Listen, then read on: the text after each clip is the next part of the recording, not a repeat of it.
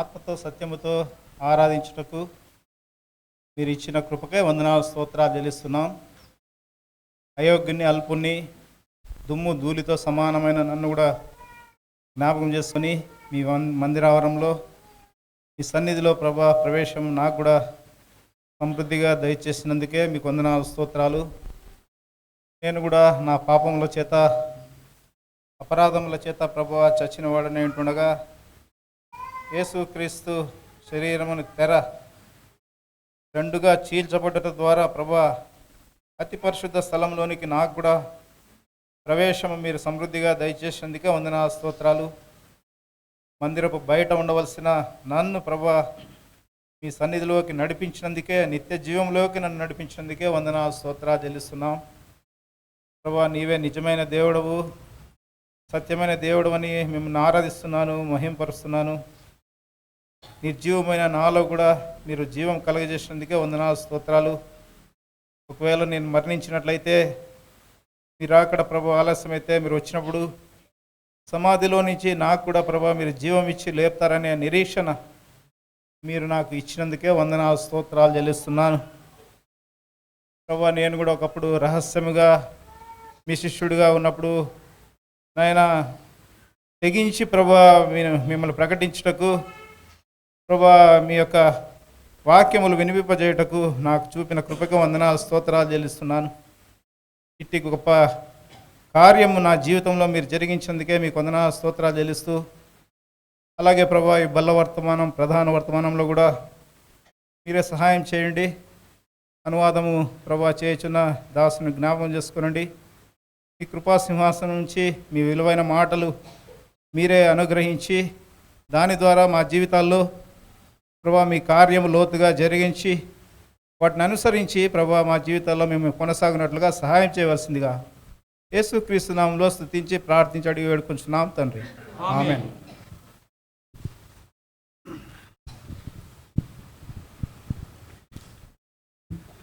మరొకసారి ప్రభు నామములో మీకు అందరికీ ಶುಭಾಭಿವಂದನಾలు తెలియజేస్తున్నాను. ಮತ್ತೊಮ್ಮೆ యేసుక్రీస్తు ನಾಮದಲ್ಲಿ ನಿಮ್ಮೆಲ್ಲರಿಗೆ ನನ್ನ ವಂದನೆಗಳನ್ನು ತಿಳಿಸ್ತೀನಿ.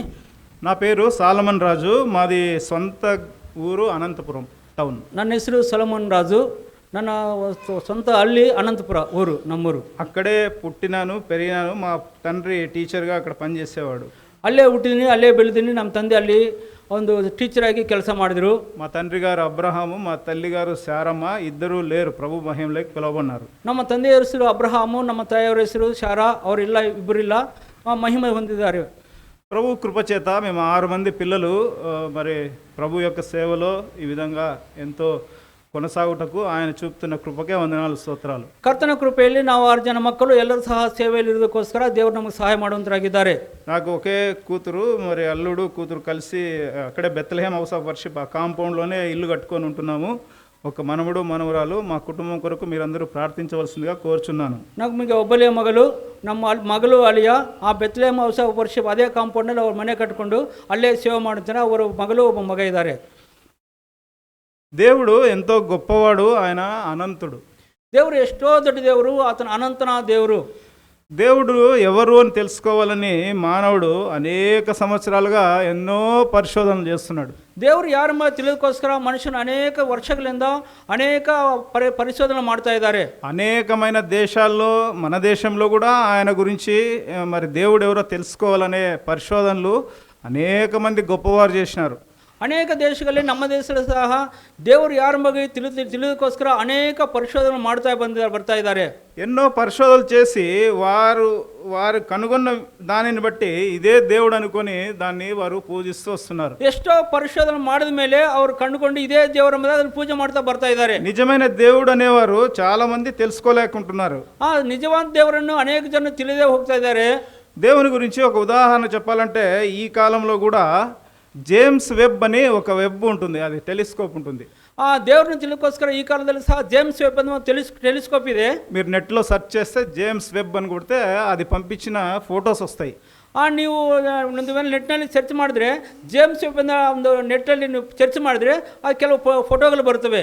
దేవుడే ఈ సృష్టిని సమస్తాన్ని సృష్టించాడని ప్రతి ఒక్కరూ నమ్ముతారు. ದೇವರೇ ಸಮಸ್ತವನ್ನು ಉಂಟು ಮಾಡಿದ ಪ್ರತಿಯೊಬ್ಬರು ನಂಬುತ್ತಾರೆ. ఆయన సృష్టించిన ఆ ఫోటోల్లో మనం చూస్తే ఆ మొత్తం అదంతా ఫొటోస్లో ఉంటుంది. అక్కడక్కడ డాట్స్ ఉంటాయి. ఒక చిన్న డాట్ని అతను రౌండ్ ఆఫ్ చేసి ఇది అర్త్ అని రాసి పెట్టాడు. ಆತನು ಸೃಷ್ಟಿ ಮಾಡಿದಂಥ ಎಲ್ಲ ಚಿತ್ರಗಳಲ್ಲಿ ಎಲ್ಲ ಚಿತ್ರಗಳಿರ್ತವೆ, ಅಲ್ಲಿರ್ತವೆ, ಅದರಲ್ಲಿ ಒಂದು ರೌಂಡ್ ಮಾಡಿ ಇದೇ ಭೂಮಿ ಎಂಬುದಾಗಿ ಒಂದು ಇರ್ತಾರೆ, ರೌಂಡ್ ಮಾಡಿ అనంత సృష్టిని, అనంత విశ్వాంతరాలమును ఆయన సృజించిన దేవుడు. ಈ ಅನಂತ ಸೃಷ್ಟಿಯನ್ನು ಎಲ್ಲವನ್ನು ದೇವರು ಉಂಟು ಮಾಡಿದ್ದಾರೆ. దాంట్లో ఒక చిన్న డాట్ ఒక భూమి అయితే ఆ భూమిలో ఉన్న మనము ఎంతటి వారం. ಅದರಲ್ಲಿರುವಂಥ ಒಂದು ಚಿಕ್ಕ ಡಾಟು ಅದರಲ್ಲಿ ಆ ಭೂಮಿ ಇದ್ರೆ ಆ ಭೂಮಿಯಲ್ಲಿರುವಂಥ ನಾವು ಎಷ್ಟವರು. సో దేవుడు చాలా అనంతుడు, గొప్పవాడు. ದೇವರು ತುಂಬಾ ದೊಡ್ಡವರು, మనము చాలా చిన్న వ్యక్తి, ನಾವು ತುಂಬಾ ಚಿಕ್ಕವರು. సో దేవుని కనుగొనాలని మనం వెళ్తే మనము ఆయన కనుగొనలేము. ನಾವು ದೇವರನ್ನು ಕಂಡು ಹಿಡಿಯಬೇಕು ನಾವು ಹುಡುಕಿದ್ರೆ ನಾವು ಅದನ್ನು ಕಂಡು ಹಿಡಿಯಕ್ಕಾಗಲ್ಲ. ప్రపంచం భూమి మీద ఏ మానవునికైనా దేవుణ్ణి కనుగొనుట అసాధ్యం. ಈ ಪ್ರಪಂಚದಲ್ಲಿ ಮನುಷ್ಯನ ಸಹ ದೇವರನ್ನು ಕಂಡು ಹಿಡುವಂತ ಅಸಾಧ್ಯವಾಗಿದೆ. మనము ఆయన దగ్గరికి వెళ్ళలేము, కానీ ఆయనే మన దగ్గరికి రావాలి. ನಾವು ಆತನ ಬಳಿಗೆ ಹೋಗಲಾರೆವು, ಆತನ ನಮ್ಮ ಬಳಿಗೆ ಬರಬೇಕು. ఉదాహరణకి ఒక చిన్న బిడ్డ ఒక తండ్రి దగ్గర 6 అడుగులు ఉన్న తండ్రి దగ్గరికి వచ్చిందంటే ఆ బిడ్డనే ఎగిరొచ్చి తండ్రిని ఇట్లా పట్టుకోదు.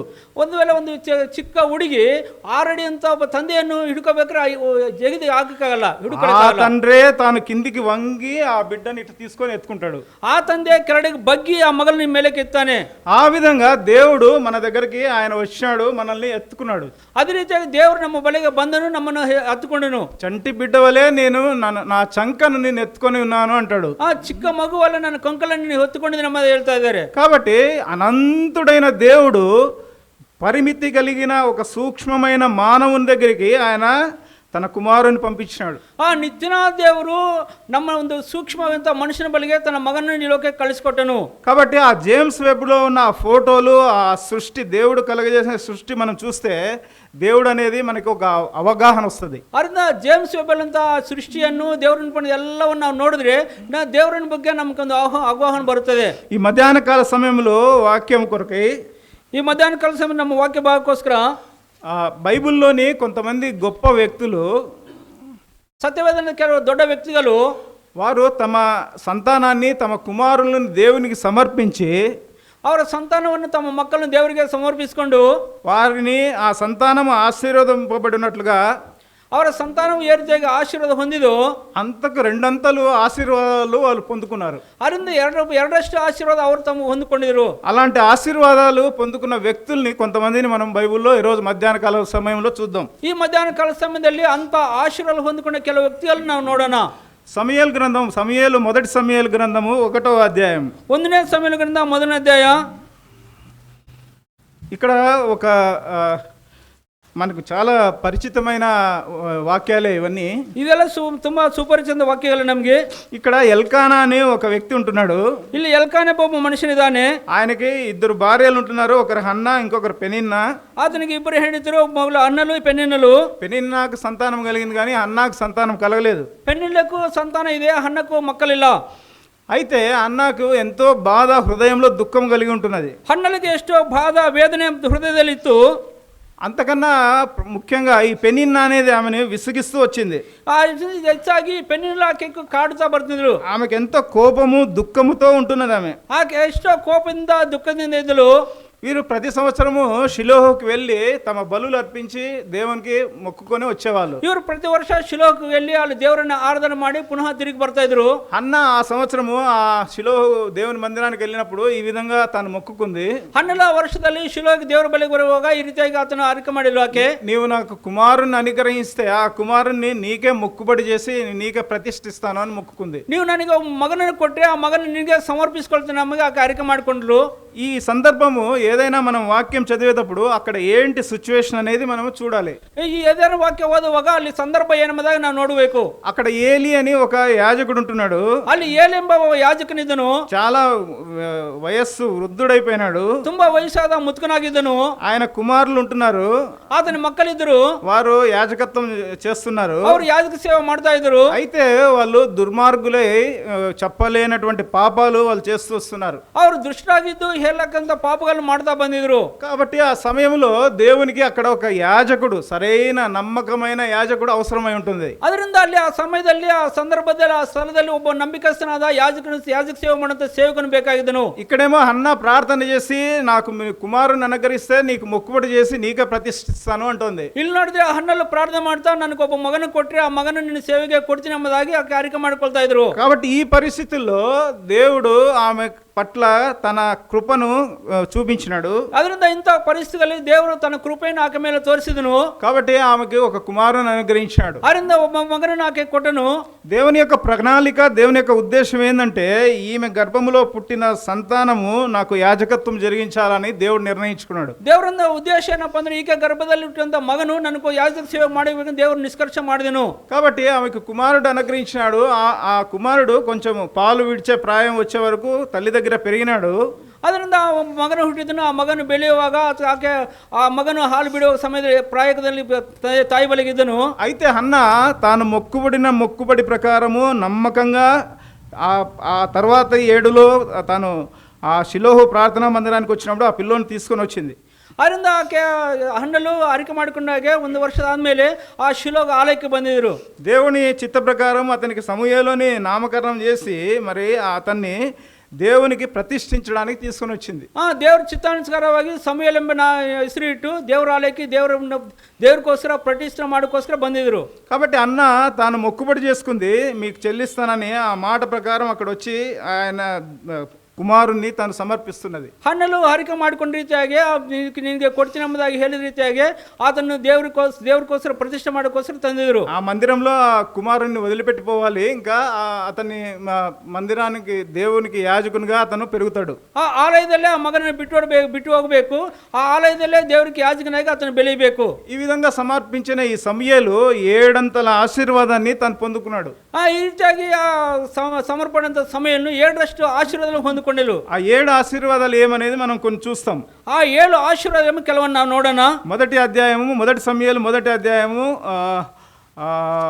28వ వచనం అందరూ కలిసి చదువుకుందాం. 1ನೇ సమూయేలు 1ನೇ అధ్యాయ 28ನೇ వచನ ನಾವೆಲ್ಲರೂ ಸೇರಿ ಓದಿಕೊಳ್ಳೋಣ. తాను బ్రతుకు దినం ನೀವು ನನ್ನನ್ನು ಯೆಹೋವನಿಗೆ ಒಪ್ಪಿಸಿಬಿಟ್ಟಿದ್ದೇನೆ, ಇವನು ಜೀವದಿಂದ ಇರುವ ತನಕ ಆತನಿಗೆ ಪ್ರತಿಷ್ಠೆಯಾಗಿರುವನು ಎಂದು ಹೇಳಿದನು. ಆಮೇಲೆ ಅವರು ಯೆಹೋವನಿಗೆ ನಮಸ್ಕರಿಸಿದರು. కాబట్టి దేవునికి ఆమె ఆ కుమారుణ్ణి డెడికేట్ చేసింది. ಅದರಿಂದ ದೇವರಿಗೆ ಆ ಮಗನನ್ನು ಪ್ರತಿಷ್ಠೆ ಮಾಡಿಸಿದ್ರು. కాబట్టి యెహోవాకి ఇతడు ప్రతిష్ఠుడు అని చెప్పింది. యెహోవನಿಗೆ తన ప్రతిష్టను ಹೇಳಿದ್ರು. అక్కడే వారిద్దరూ మొక్కినారు, ఆరాధించినారు. అన్న కూడా తన సాక్ష్యం చెప్తూ వచ్చింది. ಅಲ್ಲೇ ಆತನ ಬಿಟ್ಟಿದ್ರು, ದೇವರಿಗೆ ಆರಾಧನೆ ಮಾಡಿದ್ರು, ನಮಸ್ಕರಿಸಿದ್ರು, ಅನ್ನ ತನ್ನ ಸಾಕ್ಷಿಯನ್ನು ಹೇಳಿದ್ರು. 2వ అధ్యాయంలో తన జీవితంలో దేవుడు చేసిన గొప్ప కార్యాలన్నీ చెప్తూ వచ్చింది. ಆ 2ನೇದಲ್ಲಿ ಆಕೆ ಜೀವಿತದಲ್ಲಿ ದೇವರು ಮಾಡಿದಂತೆಲ್ಲ ಕಾರ್ಯಗಳನ್ನು ಹೇಳ್ತಾ ಬಂದಿದ್ರು. కాబట్టి ఆమె ఆ కుమారుణ్ణి డెడికేట్ చేసింది, ప్రతిష్ఠించింది. ಅದರಿಂದ ಆ ಮಗನನ್ನು ದೇವರಿಗೆ ಪ್ರತಿಷ್ಠೆಪಡಿಸಿದ್ರು. మన జీవితాల్లో మనం చూసినప్పుడు మనము అనేక విషయాల్లో దేవునికి ప్రతిష్ఠ డెడికేట్ చేయలేకుంటున్నాం. ನಮ್ಮ ಜೀವಿತ ನೋಡ್ಬೇಕಾದ್ರೆ ಅನೇಕ ಸತಿ ನಮ್ಮ ಜೀವಿತವನ್ನು ದೇವರಿಗೆ ಪ್ರತಿಷ್ಠೆ ಮಾಡಿಕೊಳ್ಳದೆ ಹೋಗ್ತೀವಿ. మనకు గృహం ఉంటుంది, ನಮ್ಗೆ ಒಂದು ಮನೆ ಇರ್ತದೆ, దేవుడు గృహం అనుగ్రహిస్తాడు. ದೇವರೊಂದು ಮನೆಯನ್ನು ನಮ್ಗೆ ಕೊಡ್ತಾರೆ. ఆ గృహాన్ని మనం ప్రార్థనకి డెడికేట్ చేయం. ಆ ಮನೆಯನ್ನು ನಾವು ಪ್ರಾರ್ಥನೆಗೋಸ್ಕರ ನಾವು ಪ್ರತಿಷ್ಠೆ ಪಡಿಸೋದಿಲ್ಲ. కాటేజ్ మీటింగ్స్ పెట్టుకోమంటే కాటేజ్ మీటింగ్స్ మనం పెట్టుకోలేము. అది దేవుని ಪ್ರಾರ್ಥನೆ కోసం, ವಾಕ್ಯಂ కోసం ಗೃಹವನ್ನು ತೆರವಲು. ಕಾಟೇಜ್ ಮೀಟಿಂಗ್ ಹೋಗ್ಬೇಕಾದ್ರೆ ಕಾಟೇಜ್ ಮೀಟಿಂಗ್ ನಾವು ಹಿಡ್ಕೊಳ್ಳೋದಿಲ್ಲ. ದೇವರ ವಾಕ್ಯಕ್ಕೋಸ್ಕರ, ದೇವರ ಪ್ರಾರ್ಥನೆಗೋಸ್ಕರ ನಮ್ಮ ಮನೆಯಲ್ಲಿ ನಾವು ತೆರೆಯೋದಿಲ್ಲ. కాబట్టి మన గృహాల్ని దేవునికి మనం ప్రదర్శించుకోవాలి. ನಮ್ಮ ಮನೆಗಳನ್ನು ನಾವು ದೇವರಿಗೆ ಪ್ರತಿಷ್ಠೆ ಪಡಿಸಿಕೊಳ್ಳಬೇಕು. అన్నిటికన్నా ప్రాముఖ్యమైన విషయము మన యొక్క సమయాన్ని దేవునికి ప్రతిష్ఠించుకోవాలి. ಎಲ್ಲಕ್ಕಿಂತ ಪ್ರಮುಖವಾಗಿ ನಮ್ಮ ಸಮಯವನ್ನು ದೇವರಿಗೆ ಪ್ರತಿಷ್ಠೆ ಮಾಡ್ಕೋಬೇಕು. ఈ లోకంలో మనం చేస్తున్న కార్యాలలో ఉన్న సమయము తప్ప మిగిలిన సమయము ఎక్కువ మటుకు దేవుని కొరకు, ఆయన పరిచర్య కొరకు మనము ప్రతిష్ఠించాలి. ಈ ಲೋಕದಲ್ಲಿ ನಾವು ಮಾಡುವಂತ ಕೆಲಸವನ್ನು ಬಿಟ್ಟು ಮಿಕ್ಕಿದ ಸಮಯ ಎಲ್ಲಕ್ಕಿಂತ ಹೆಚ್ಚಂತ ಸಮಯವನ್ನು ದೇವರ ಪ್ರಾರ್ಥನೆಗೋಸ್ಕರ, ದೇವರ ಸೇವೆಗೋಸ್ಕರ ನಾವು ಪ್ರತಿಷ್ಠೆ ಪಡಿಸ್ಕೋಬೇಕು. మన ఆరోగ్యము దేవుని కొరకు ప్రతిష్ఠించాలి. ನಮ್ ಕೊಡುವಂತ ಆರೋಗ್ಯವನ್ನು ದೇವರಿಗೋಸ್ಕರ ಪ್ರತಿಷ್ಠೆ ಮಾಡ್ಕೋಬೇಕು. అనారోగ్యంగా ఉండి మంచం మీద పడినప్పుడు నేను దేవుని సేవ చేస్తా అంటే ఏం చేయలేం. ಅನಾರೋಗ್ಯದಿಂದ ಮಂಚದಲ್ಲಿ ಬಿದ್ದಿರುವಾಗ ನಾವು ದೇವರ ಸೇವೆ ಮಾಡೋದು ಮಾಡಕ್ಕಾಗಲ್ಲ. ఆరోగ్యంగా ఉన్నప్పుడే మనం కాళ్ళు చేతులు ఆడేటప్పుడే దేవుని సేవ మనం చేయాలి. ನಮ್ಮ ಕೈಕಾಲು ಚೆನ್ನಾಗಿರುವಾಗನೇ ಓಡಾಡುವಾಗ ದೇವರ ಸೇವೆಯನ್ನು ಮಾಡುವಂತರಾಗಿರಬೇಕು. దేవుడు మనకిచ్చిన తలాంతులు వరములు దేవుని పరిచర్య కోసము అవి వాడబడాలి. ದೇವರು ನಮ್ಮಕಡೆ ತಲಾಂತುಗಳನ್ನು ದೇವರ ವರಗಳು ದೇವರ ಮಹಿಮೆಗೋಸ್ಕರ ನಾವು ಉಪಯೋಗಿಸಬೇಕು. వివాహం అయ్యే వరకు మనము దేవుని సన్నిధిలో ఎంతో ప్రార్థన చేస్తాం. ನಮಗೆ ಮದುವೆ ಆಗೋ ತನಕ ಅದು ಎಷ್ಟೋ ಸಮಯ ಕಳೆದು ದೇವರ ಸನ್ನಿಧಿಯಲ್ಲಿ ಪ್ರಾರ್ಥನೆ ಮಾಡ್ತಾ ಇರ್ತೀವಿ. వివాహం అయిపోయిన తర్వాత ఆ వివాహాన్ని ప్రభువుకి మనము ప్రతిష్ఠించం. ಆ ಮದುವೆ ಆದ್ಮೇಲೆ ಆ ಮದುವೆಯನ್ನು ದೇವರಿಗೆ ನಾವು ಸಮರ್ಪಿಸಿಕೊಳ್ಳೋದಿಲ್ಲ. ఒక కుటుంబంగా ఏర్పడిన తర్వాత ఆ కుటుంబము ప్రభువు కొరకు మనం ప్రతిష్ఠించాలి. మన వివాహాన్ని ప్రభువు కొరకు ప్రతిష్ఠించాలి. ఒక ಕುಟುಂಬವಾಗಿ ಆರಿಸಿಕೊಂಡ ಮೇಲೆ ಆ ಕುಟುಂಬವಾಗಿ ನಾವು ದೇವರಿಗೆ ಪ್ರತಿಷ್ಠೆಪಡಿಸಬೇಕು. దేవుడు మనకిచ్చిన ఉద్యోగాన్ని ప్రభువు కొరకు ప్రతిష్ఠించాలి. ದೇವರು ನಮ್ಮ ಕೊಡುವ ಕೆಲಸವನ್ನು ಕರ್ತನಿಗೋಸ್ಕರ ನಾವು ಪ್ರತಿಷ್ಠೆ ಮಾಡಿಕೊಳ್ಳಬೇಕು. మనం ఉద్యోగంలో చేసేటప్పుడు మన సాక్ష్యాన్ని మనం కాపాడుకోవాలా. ನಾವು ಕೆಲಸಕ್ಕೆ ಸೇರುವಾಗ ನಮ್ಮ ಸಾಕ್ಷಿಯನ್ನು ನಾವು ಕಾಪಾಡಿಕೊಳ್ಳಬೇಕು.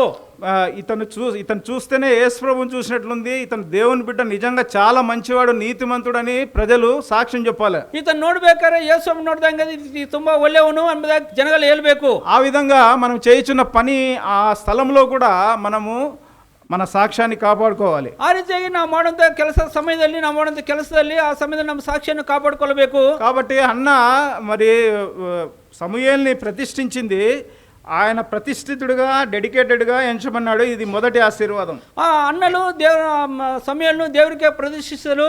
అది ఆశీర్వాదం మొదలనే ఆశీర్వాద. రెండవ ఆశీర్వాదము 2వ అధ్యాయము 11వ వచనం అందరూ కలిసి చదువుకుందాం.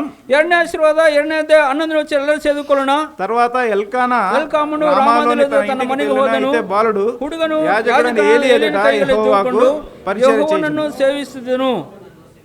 కాబట్టి దేవుని సన్నిధిలో ఆయనకి పరిచర్య అప్పగింపబడింది. ಅದರಿಂದ ದೇವರ ಸನ್ನಿಧಾನದಲ್ಲಿ ಒಂದು ಸೇವೆ ಕೊಡಲ್ಪಟ್ಟಿತು. సో దేవుని మినిస్ట్రీలో అతను పాలు పొందుతున్నాడు.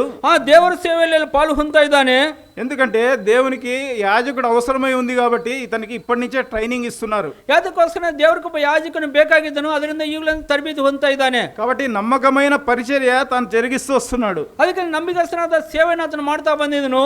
దేవుని మందిరంలో దేవుని పరిచర్య చేయాలంటే మనము ఎంతో ధన్యులమై ఉండాలి. ದೇವರ ಆಲಯದಲ್ಲಿ ದೇವರ ಸೇವೆ ಮಾಡಬೇಕಾದ್ರೆ ನಾವು ಎಷ್ಟೋ ಧನ್ಯರಾಗಿರಬೇಕು. ఏ దేవుని మందిరంలో ఏ పనైనా కూడా మనకి అది ఎంతో మరి దీవెనకరంగా ఉంటుంది. ದೇವರ ಆಲಯದಲ್ಲಿ ಕೆಲಸ ಆದ್ರೂ ಸಹ ಎಷ್ಟೋ దీవెనకరವಾಗಿರುತ್ತೆ ನಮಗೆ. అది 2వ అధ్యాయం 18వ వచనంలో కూడా ఆయన ఏఫోదు ధరించుకొని యెహోవాకు పరిచర్య చేయుచుండెను అని ఉంది. 2ನೇ ಅಧ್ಯಾಯ 18వ వచనంలో ఎఫోదును ధరించుಕೊಂಡು అతను దేవుని సేవ ಮಾಡ್ತಾನೆ ನೋಡ್ತೀವಿ. సో దేవుడు ఈయన్ని ఏర్పరచుకున్నాడు, తనకు పరిచర్య చేయడం కోసం తనని ఏర్పరచుకున్నాడు.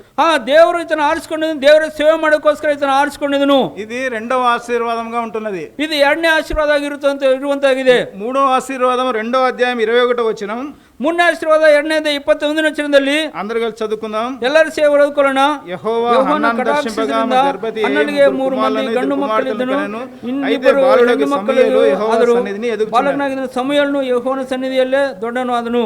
కాబట్టి హన్నాను మరి ఆయన పిల్లలు లేనప్పుడు మొక్కుకొని సమూయేలుని సమర్పించినప్పుడు దేవుడు ఆమెను మళ్ళీ జ్ఞాపకం చేసుకొని 3 కుమారులు 2 కుమార్తెలను ఆమెకు అనుగ్రహించినాడు. ಹನ್ನಲು ಆಕೆಗೆ ಮಕ್ಕಳಿರುವಾಗ ಆಕೆ ಪ್ರಾರ್ಥನೆ ಮಾಡುವಾಗ ದೇವರು ಸಮರ್ಪಿಸಿಕೊಂಡವಾಗ ದೇವರ ಸನ್ನಿಧಿಯಲ್ಲಿ ಸಮಯದಲ್ಲಿ ಸಮರ್ಪಿಸಿಕೊಳ್ಳುವಾಗ ಮತ್ತೆ ಹನ್ನಲನ್ನು ದೇವರು ನೆನಪು ಮಾಡಿಕೊಂಡು 3 ಗಂಡು ಮಕ್ಕಳು 2 ಹೆಣ್ಣು ಮಕ್ಕಳು ದೇವರು ಕೊಟ್ಟಿದ್ದನು.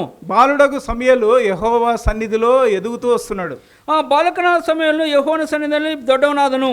Growing in the presence of the lord is very precious thing in our lifes. ನಮ್ಮ ಜೀವಿತದಲ್ಲಿ ದೇವರ ಸನ್ನಿಧಾನ ಬೆಳೆಯುವಂಥದ್ದು ತುಂಬಾ ದೊಡ್ಡದ ఉత్తమವಾಗಿದೆ. లోకంలో మనం ఎంతో గొప్పగా ఎదగచ్చు కానీ దేవుని సన్నిధిలో ఎదగడం అనేది చాలా ప్రాముఖ్యమైన విషయం. లోకದಲ್ಲಿ ఎಷ್ಟో దొడ్డವಾಗಿ ನಾವು ಬೆಳೆಯಬಹುದು, ದೇವರ ಸನ್ನಿಧಾನದಲ್ಲಿ ಬೆಳೆಯುವಂತ ತುಂಬಾ ಪ್ರಾಮುಖ್ಯವಾದ ವಿಷಯವಾಗಿದೆ. మనం గాని మన కుటుంబం గాని మన బంధువులు గాని మన పిల్లలు గాని దేవుని సన్నిధిలో ఎదుగుతూ రావడం అనేది చాలా ప్రాముఖ్యమైన విషయం. ನಾವು ನಮ್ಮ కుటుంబస్తులు ನಮ್ಮ సంబంధికులు ಎಲ್ಲರೂ సహా దేవರ సన్నిధానದಲ್ಲಿ ಬೆಳೆಯುವಂತ ತುಂಬಾ ಪ್ರಾಮುಖ್ಯವಾದ ವಿಷಯವಾಗಿದೆ. సో ఇది ఒక గొప్ప వరముగా ఉంటున్నది. ఇది దొడ్ಡ వరವಾಗಿದೆ. ఇది 3వదిగా మరి బాలుడైన సమూయేలు యెహోవా సన్నిధిలో తాను ఎదుగుతూ వచ్చినాడు. బాలకన సమయంలో యెహోవా సన్నిధిలో అతను దొడ్డవనాదను. 4వదిగా 2వ అధ్యాయం 26వ వచనం. 2ನೇ ಅಧ್ಯಾಯ 26ನೇ ವಚನದಲ್ಲಿ అందరూ కలిసి చదువుకుందాం. ನಾವೆಲ್ಲರೂ ಸೇರಿಕೊಳ್ಳೋಣ. బాలుడకు సమూయేలు ఇంకా ఎదుగుచు ಬೆಳೆಯುತ್ತಾ ಬಂದ ಹಾಗೆಲ್ಲ ಯೆಹೋವನ ಮತ್ತು ಮನುಷ್ಯರ ದಯೆಗೆ ಪಾತ್ರನಾದನು. కాబట్టి ఆయన ఇంకా ఎదుగుతూ ఉన్నాడు. ಆತನ ಇನ್ನ ಬೆಳೀತಾ ಇದ್ದಾನೆ. మనుషుల దయ యందు ఎదుగుతున్నాడు, ಮನುಷ್ಯರ ದಯೆಯಲ್ಲಿ ಬೆಳೀತಾ ಇದ್ದಾನೆ. దేవుని దయ యందు కూడా ఎదుగుతున్నాడు. ದೇವರ ಸನ್ನಿಧಿಯಲ್ಲಿ ದೇವರ ದಯೆಯಲ್ಲಿ ಬೆಳೀತಾ ಇದ್ದಾನೆ. ఈ విధంగా యేసు ప్రభువు కూడా లూకా సువార్త 2వ అధ్యాయం 40వ వచనంలో ఆయన కూడా దేవుని దయ యందు ఎదుగుతూ వచ్చినాడు. ಈ ರೀತಿಯಾಗಿ ಯೇಸು ಸ್ವಾಮಿ ಸಹ ಲೂಕಾ ಸುವಾರ್ತೆ 2ನೇ ಅಧ್ಯಾಯ 40ನೇ ವಚನದಲ್ಲಿ ದೇವರ ದಯೆಯಲ್ಲಿ ಬೆಳೀತಾ ಬಂದನು. యోహాను కూడా లూకా సువార్త 1వ అధ్యాయం 80వ వచనంలో ఆయన కూడా దేవుని సన్నిధిలో ఎదుగుతూ వచ్చినాడు. ಆ ದೀಕ್ಷಾ ಸರ್ವಂತ ಯೋಹಾನು ಸಹ ದೇವರ ಸನ್ನಿಧಾನದಲ್ಲಿ ದೇವರ ದಯೆಯಲ್ಲಿ ಬೆಳೀತಾ ಬಂದನು. కాబట్టి మనుషుల దయ యందు ఎదుగుట కూడా చాలా ప్రాముఖ్యమైనది. ಮನುಷ್ಯರ ದಯೆಯಲ್ಲಿ ಬೆಳೆಯುವಂತ ತುಂಬಾ ಪ್ರಾಮುಖ್ಯವಾದ ವಿಷಯ. మనుషుల దయ యందు ఎదుగుట అంటే ఏమిటి అర్థము? ಮನುಷ್ಯರ ದಯೆಯಲ್ಲಿ ಬೆಳೆಯುವಂತದ್ದು ಏನು ಅರ್ಥ? ఈ లోకంలో మనం ఉన్నప్పుడు మనుషుల మధ్యలో మన సాక్ష్యాన్ని మనం కాపాడుకోవాలి. ಈ ಲೋಕದಲ್ಲಿ ನಾವು ಮನುಷ್ಯರ ಮಧ್ಯದಲ್ಲಿರುವಾಗ ನಮ್ಮ ಸಾಕ್ಷ್ಯವನ್ನು ನಾವು ಕಾಪಾಡಿಕೊಳ್ಳಬೇಕು. మన సాక్ష్యం మనం కాపాడుకున్నప్పుడు మనం మనుషుల దయ యందు ఎదుగుతాం. ನಮ್ಮ ಸಾಕ್ಷ್ಯವನ್ನು ಕಾಪಾಡಿಕೊಳ್ಳುವಾಗ ನಾವು ಮನುಷ್ಯರ ದಯೆಯಲ್ಲಿ ನಾವು ಬೆಳಿತೀವಿ. కాబట్టి సమూయేలు దేవుని దయ యందును మనుషుల దయ యందును తను ఎదుగుతూ వచ్చినాడు. ಅದರಿಂದ ಸಮೂಯೇಲನು ಮನುಷ್ಯರ ದಯೆಯಲ್ಲಿ ದೇವರ ದಯೆಯಲ್ಲಿ ಬೆಳೀತಾ ಬಂದನು. ఇది 4వ ఆశీర్వాదం. ಇದು 4ನೇ ಆಶೀರ್ವಾದ.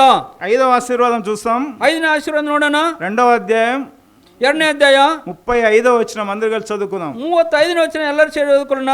తరువాత నమ్మకమైన ఒక యాజకుని నియమించును, అతడు నా యోచన బట్టి నాకు అనుకూలంగా యాజకుని జరిగించును. నేను నమ్మకమైన సంతాన పుట్టింతును, అతను అభిషేకమునన్నిటికీ యాజకత్వము జరిగించును. సదాకాల సేవ ಮಾಡುವನು. కాబట్టి ఎంతో గొప్పదైనటువంటి యాజకత్వము ఆయనకు అప్పగించబడింది. ಅದರಿಂದ ಎಷ್ಟೋ ದೊಡ್ಡ ಯಾಜಕ ಸೇವೆ ಆತನಿಗೆ ಕೊಡಲ್ಪಟ್ಟಿತು. సమూయేలు అంతకంతకు దేవుని సన్నిధిలో ఎదుగుతున్నాడు. ఆ సమయంలో ಬೆಳೀತಾ ಬೆಳೀತಾ ಬಂದನು. ఎంతో నమ్మకంగా తాను సేవ చేస్తూ వస్తున్నాడు. ಎಷ್ಟೋ ನಂಬಿಕಸ್ಥನಾಗಿ ಆತನು ಸೇವೆ ಮಾಡ್ತಾ ಬರ್ತಾ ಇದ್ದಾನೆ. దేవుడు ఏ విధంగా తన యాజకుడు ఉండాలని కోరుకున్నాడో ఆ యొక్క నమ్మకత్వాన్ని సమూయేలులో దేవుడు చూసినాడు. ದೇವರು ಒಬ್ಬ ಯಾಜಕನು ఏ ರೀತಿಯಾಗಿ ಇರಬೇಕೆಂದು ಬಯಸಿದನು, ಆ ನಂಬಿಕಸ್ಥನು ಸಮಯವನ್ನು ನೆರವೇರಿಸಿದನು. కాబట్టి అతని యొక్క నమ్మకత్వాన్ని బట్టి అతనికి దేవుని యాజకత్వము అప్పగించబడింది. ಅದರಿಂದ ಆತನ ನಂಬಿಕಸ್ಥನು ನೋಡಿ ದೇವರು ಯಾಜಕ ಸೇವೆಯನ್ನು ಆ ಸಮಯದಲ್ಲಿ ಕೊಟ್ಟಿದನು. మన ప్రభు అయిన యేసుక్రీస్తు కూడా ఆయన మనకి ప్రధాన యాజకుడుగా ఉంటున్నాడు. ನಮ್ಮ ಕರ್ತನ ಯೇಸು ಸ್ವಾಮಿ ಆತನ ಪ್ರಧಾನ ಯಾಜಕನಾಗಿದ್ದನು. ఆయన తిరిగి లేచి దేవుని కుడిపార్శ్వమున కూర్చొని మన కొరకు ఆయన విజ్ఞాపనలు చేస్తున్నాడు. ಆತನ ಸಜೀವನಾಗಿದ್ದು ದೇವರ ಬಲಪಾರ್ಶ್ವದಲ್ಲಿ ಕೂತ್ಕೊಂಡು ನಮಗೋಸ್ಕರ ವಿಜ್ಞಾಪನೆ ಮಾಡ್ತಾ ಇದ್ದಾನೆ. కాబట్టి అక్కడున్న వారి అందరి కోసము తాను విజ్ఞాపనలు చేయడానికి సమూయేలుకి యాజకత్వం అప్పగించబడింది. ಅಲ್ಲಿ ಎಲ್ಲ ಜನರಿಗೋಸ್ಕರ ದೇವರ ಸನ್ನಿಧಿಯಲ್ಲಿ ವಿಜ್ಞಾಪನೆ ಮಾಡೋಕ್ಕೋಸ್ಕರ ಸಮೂಯೇಲಿಗೆ ಯಾಜಕ ಸೇವೆ ಕೊಡಲ್ಪಟ್ಟಿತು. ఇది సమూయేలు పొందుకున్నటువంటి 5వ ఆశీర్వాదం. ఇది సమూయేలు ಹೊಂದಿಕೊಂಡ 5ನೇ ಆಶೀರ್ವಾದ. 6ನೇ ఆశీర్వాదం చూద్దాం. 6ನೇ ಆಶೀರ್ವಾದ ನೋಡೋಣ. 3వ అధ్యాయము 3ನೇ ಅಧ್ಯಾಯ 4వ వచనం. 4ನೇ ವಚನದಲ್ಲಿ యెహోవా సమూయేలుని ಯೆಹೋವನು పిలిచెను, సమూయేలును అతడు ಕರೆದನು, చిత్తమండి నేనున్నానని చెప్పి సమూయేలును ಬಂದನೆಂದು ಉತ್ತರ ಕೊಟ್ಟು 6వ వచనము తర్వాత 8వ వచనంలో కూడా ఇది దేవుడు ఆయన్ని పిలుస్తున్నాడు. 6ನೇ ವಚನದಲ್ಲಿ ಮತ್ತೆ 8ನೇ ವಚನ ಸಹ ದೇವರು ಸಮೂయేಲನ್ನು ಕರೀತಾ ಇದ್ದಾನೆ. కాబట్టి ఆయన దేవుని పిలుపును తాను అందుకున్నాడు. ಅದರಿಂದ ದೇವರ ಕರೆಯುವಿಕೆಯನ್ನು ಆತನು ಹೊಂದಿಕೊಂಡನು.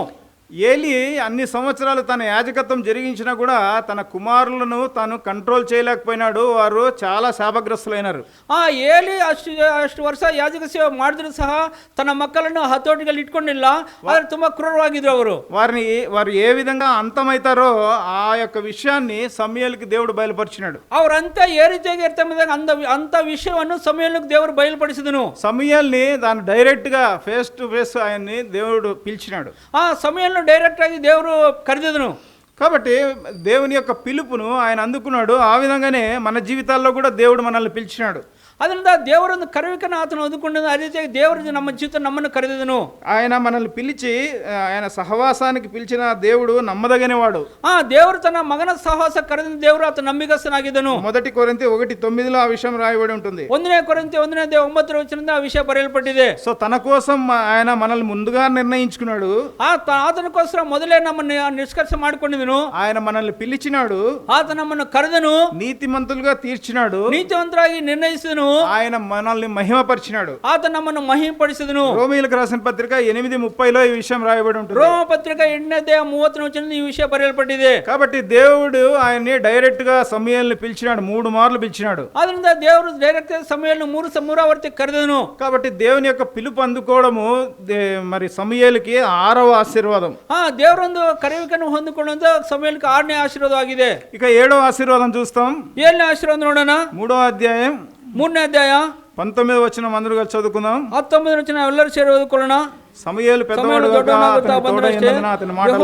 ಎದುರಿಂದ ಅವನ ಪ್ರವಾದನೆಲ್ಲ ಒಂದು ಬಿದ್ದು ಹೋಗಲಿಲ್ಲ. 20 కూడా చదువుదాము. కాబట్టి సమూయేలు యెహోవాకు ప్రవక్తగా స్థిరపడినని ಪ್ರವಾದನೆಯಾಗಿ ನೇಮಿಸಿಕೊಂಡನು. దాని మొదలుకొని బేర్షెబా వరకు ఇశ్రాయేల్ అంతా తెలుసుకున్నాడు. ಬೇರ್ಷೆಬದಿಂದ ಎಲ್ಲ ಇಸ್ರಾಯೇಲ್ గుర్తాయిತು. కాబట్టి ఆయన దేవుని సమూయేలుకి దేవుడు తోడై ఉన్నాడు. ಅದರಿಂದ ದೇವರು ಸಮುವೇಲ್ ಜೊತೆ ಇದ್ದನು. ఆయన ఒక ప్రవక్తగా ఆయన్ని స్థిరపరిచినాడు. ಒಬ್ಬ ಪ್ರವಾದಿಯಾಗಿ ಅತನು ನೇಮಿಸಿದನು. ఆయన స్థిరపరచబడినాడు. అతను స్థిరపడిಸಿದನು. దేవుడు తోడై ఉన్నాడు. ದೇವರು అతను జೊತೆಯಾಗಿದ್ದನು. అతన్ని స్థిరపరిచినాడు.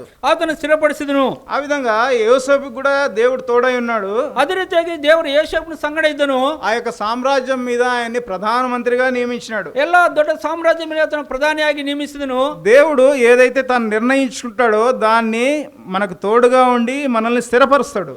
ದೇವರು ఏ ರೀತಿಯಾಗಿ ನಿರ್ಣಯ ಮಾಡ್ತಾನೋ ಅದಕ್ಕೆ ನಮ್ಮ ಜೊತೆಯಾಗಿದ್ದು ನಮ್ಮನ್ನು ಸ್ಥಿರಪಡಿಸ್ತಾನೆ. ఆయన దావీదుకు కూడా తోడై ఉండి సౌలు నుంచి ఆ ఈట ఇసిరినప్పుడు తప్పిస్తాడు దేవుడు. ದೇವರು ದಾವೀದನ ಸಂಗಡ ಇದ್ದು ಆ ಸೌಲನು ಈಟನ್ನು ಬೀಸುವಾಗ ಅದರಿಂದ ದೇವರು ದಾವೀದನ ತಪ್ಪಿಸಿದನು. కాబట్టి దావీదును కూడా ఆయన గొప్ప రాజుగా స్థిరపరుస్తున్నాడు. దావీదను సಹ దొడ్డ అరసనాಗಿ దేవుడు స్థిరపడిస్తూ ಬಂದಿದನು. సౌలు అభిషేకింపబడినప్పటికీ ఆయన దేవునికి వ్యతిరేకంగా చేసిన కార్యముల వల్ల అతను వెయిట్ చేయలేకపోయినందువల్ల మరి దావీదుని అభిషేకిస్తాడు దేవుడు. సౌలను దేవుడు అభిషేకించిದರು. ಆದರೆ ಸೌಲನು అతను ದುಡುಕು ಪಡಿ ನಿರ್ಣಯ ತಗೊಂಡಿರುವಾಗ అతను అభిషేకం కల్కొండిದನು. కాబట్టి దేవుడు ఆయనకి తోడయండి ఆయన్ని స్థిరపరిచినాడు. ಅದರಿಂದ ದೇವರು అతను జೊತೆಯಾಗಿದ್ದು అతను స్థిరపడిಸಿದನು.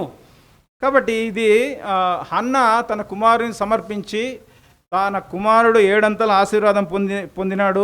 తాను కూడా 3 కుమారులు 2 కుమార్తెలను తాను పొందుకోగలిగింది. హన్నలు తన మగనನ್ನು ದೇವರು ಸಮರ್ಪಿಸಿಕೊಂಡಾಗ ಆ ಬಾಲಕನು 7ರಷ್ಟು ಆಶೀರ್ವಾದ ಹೊಂದಿದನು.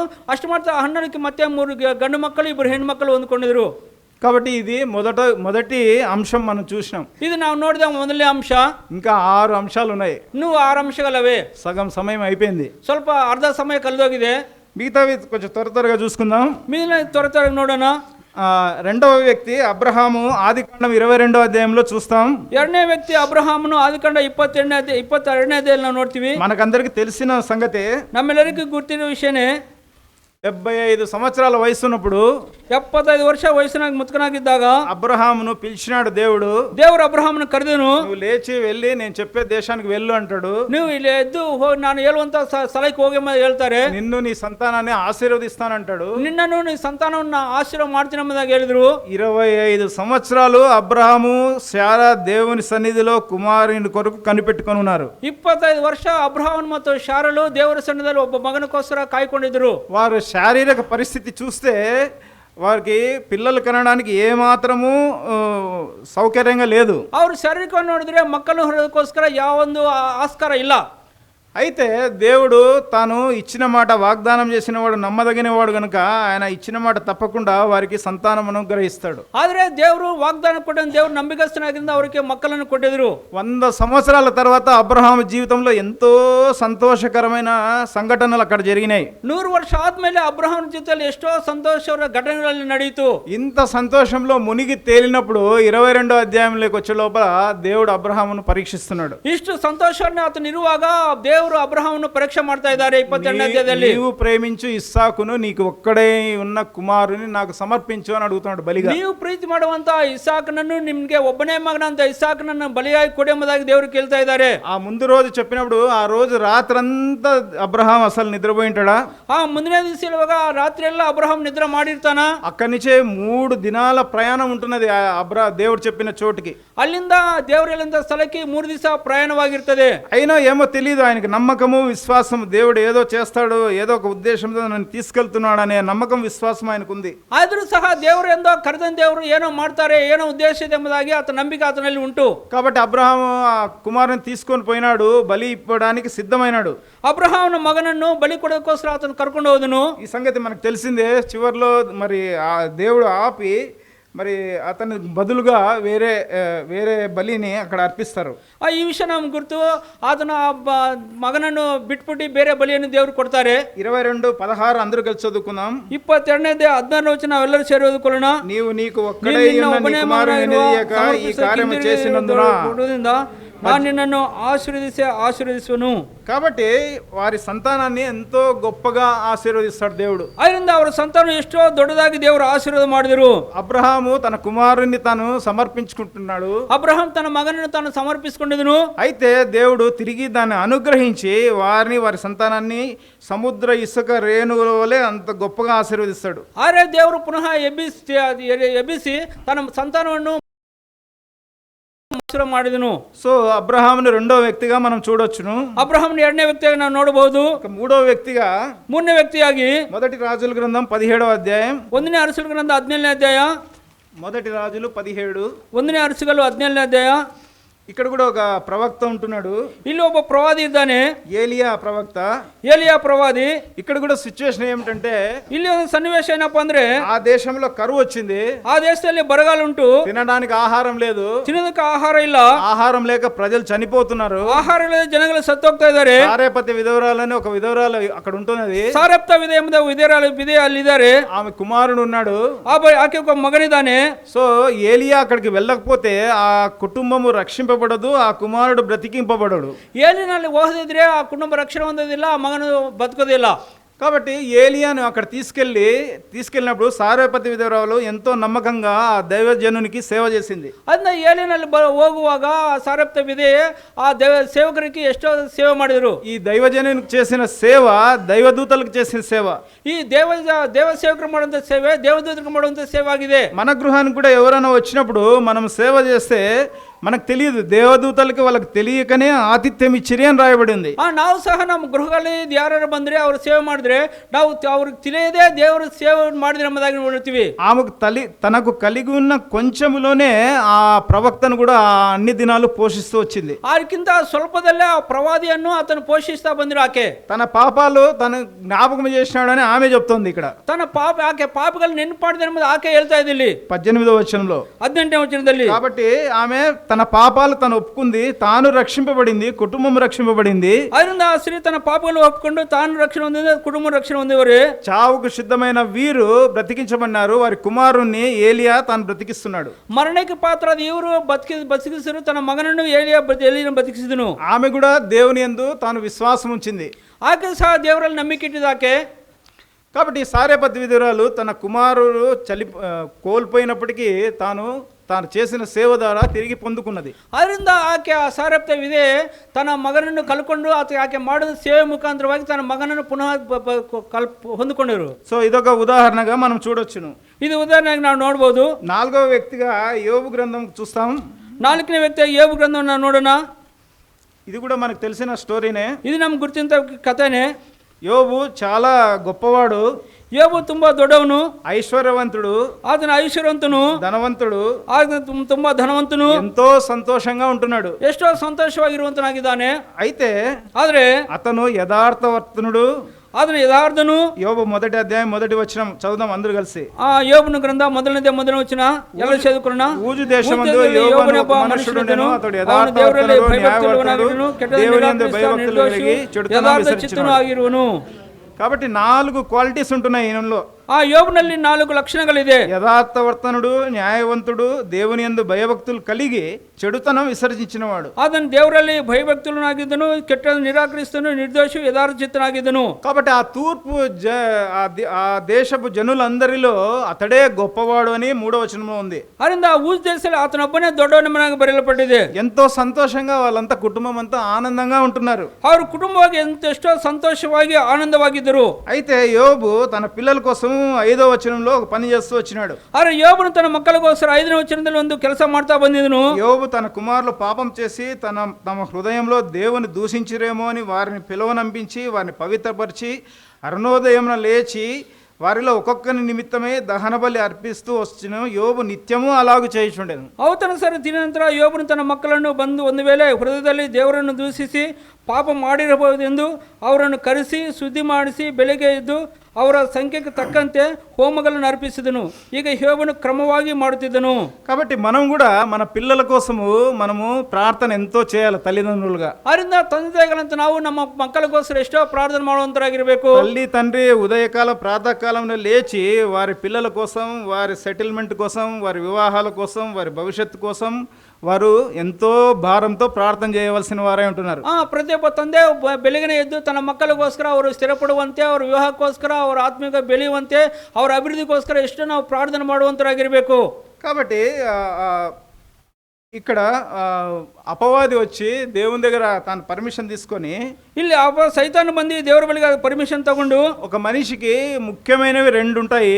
ಒಬ್ಬ ಮನುಷ್ಯನಿಗೆ ಮುಖ್ಯವಾಗಿ ಎರಡು ಇರ್ತದೆ, ఒకటి హెల్త్, రెండు వెల్త్. ఒకటి ఆరోగ్యము, ఒకటి ఐశ్వర్యము. సో ఐశ్వర్యం పైన మొట్టమొదటిగా అపవాది దెబ్బ వేస్తున్నాడు. ಮೊದಲನೇದಾಗಿ ಆತನ ಐಶ್ವರ್ಯದ ಮೇಲೆ ಸೈತಾನು ಏಟ್ ಆಗ್ತಾ ಇದ್ದಾನೆ. తనకు కలిగిన వాటిని అన్నిటినీ తను తీసివేసినాడు, తనకిರುವಂత ಎಲ್ಲವನ್ನು ತೆಗೆದುಹಾಕಿದನು. అయితే దేవుడు మరి యోబు దేవుణ్ణి విమర్శించలేదు. ಆದರೆ ಯೋಬನು ದೇವರನ್ನು ಏನು ದೂಷಿಸಲಿಲ್ಲ. 1వ అధ్యాయం 21, 22 కలిసి చదువుకుందాం.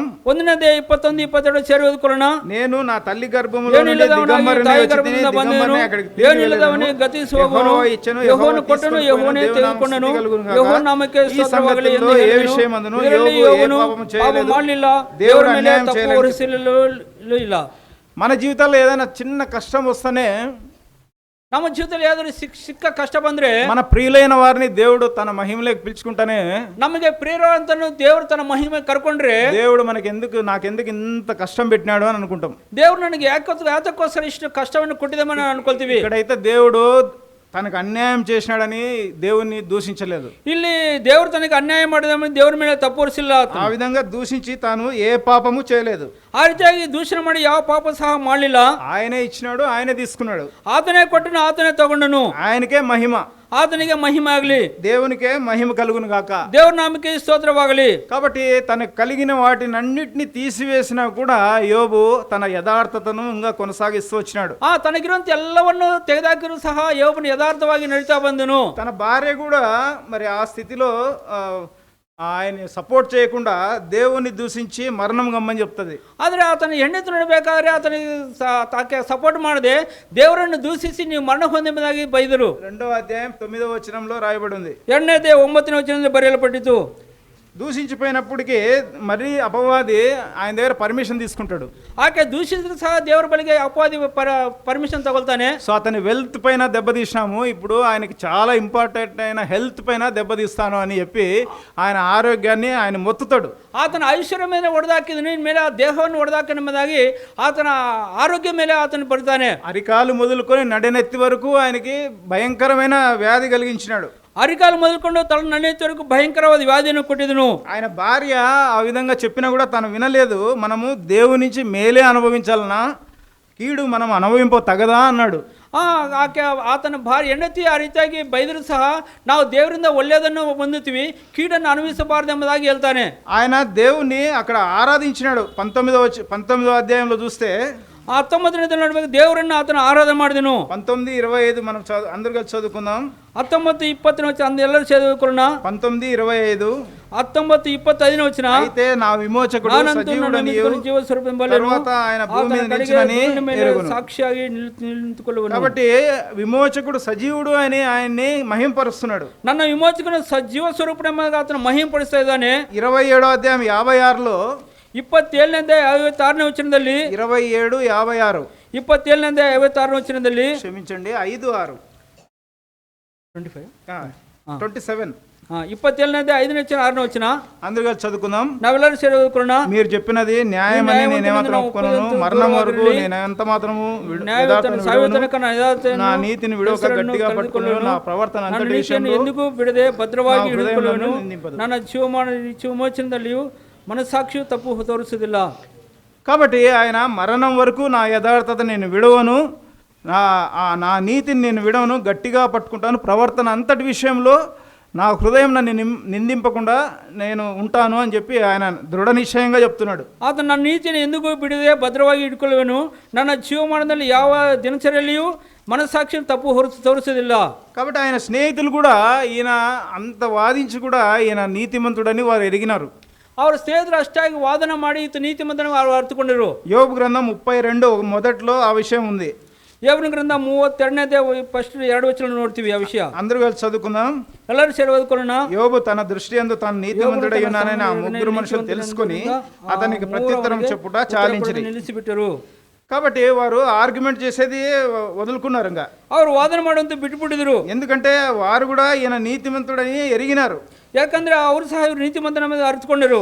కాబట్టి మరణం వరకు ఆయన ఎంత మరణమే వచ్చినా కూడా పర్వాలేదు, నేను నా నీతిని విడవను, నా యథార్థతను విడవనని ఆయన దృఢ నిశ్చయంతో ఉన్నాడు. ಎಷ್ಟು ಮರಣ ಬಂದರೂ ಸಹ ನಾನು ನೀತಿಯನ್ನು ನಾನು ಬಿಡೋದಿಲ್ಲ, ನಾನು ನೀತಿಯನ್ನು ಬಿಡೋದಿಲ್ಲ ಎಂಬುದಾಗಿ ದೃಢ ನಿಶ್ಚಯದಿಂದ ಇದ್ದಿದ್ದನು. ఈ యొక్క ఇన్సిడెంట్ ద్వారా సాతానికి అపజయం కలిగింది. ಈ ಒಂದು ಸಂಘಟನೆ ಮುಖಾಂತರವಾಗಿ ಸೈತಾನಿಗೂ ಅಪಜಯ ಉಂಟಾಯಿತು, మన దేవునికే జయం కలిగింది. ನಮ್ಮ ದೇವರಿಗೆ ಜಯ ಉಂಟಾಗಿತ್ತು. కాబట్టి దేవునికి ఆయన పైన అంత నమ్మకము, ಅದರಿಂದ ದೇವರಿಗೆ ಆತನ ಮೇಲೆ ಅಷ್ಟು ನಂಬಿಕೆ ಇತ್ತು. కాబట్టి దేవుడు ఆయనకి పూర్వస్థితి మళ్ళా అనుగ్రహించినాడు. ಅದರಿಂದ ದೇವರು ಆತನಿಗೆ ಪೂರ್ವ ಸ್ಥಿತಿ ಮತ್ತೆ ಪುನಃ ಕೊಟ್ಟಿದ್ದನು, రెండంతలు అధికంగా ఇచ్చినాడు. ಎರಡರಷ್ಟು ಅಧಿಕವಾಗಿ ಆತನ ಕೊಟ್ಟಿದ್ದನು. యోబు గ్రంథం 42వ అధ్యాయం ಯೋಬ ಗ್ರಂಥ 42ನೇ ಅಧ್ಯಾಯ 10వ వచనం అందరూ కలిసి చదువుకుందాం. 10ನೇ ವಚನ ಎಲ್ಲರೂ ಚದುರಿಕೊಳ್ಳೋಣ. మరియు యోబు ತನ್ನ ಸ್ನೇಹಿತನಿಗೋಸ್ಕರ ಪ್ರಾರ್ಥಿಸಿದ ಬಳಿಕ ಯೆಹೋವನು ಅವನ ದುಸ್ಥಿತಿಯನ್ನು ಹೋಗಲಾಡಿಸಿ ಅವನು మరియు యోబునకు పూర్వం ಮೊದಲಿಗಿಂತ రెండంతలు అధికంగా అతనికి దయచేసెను.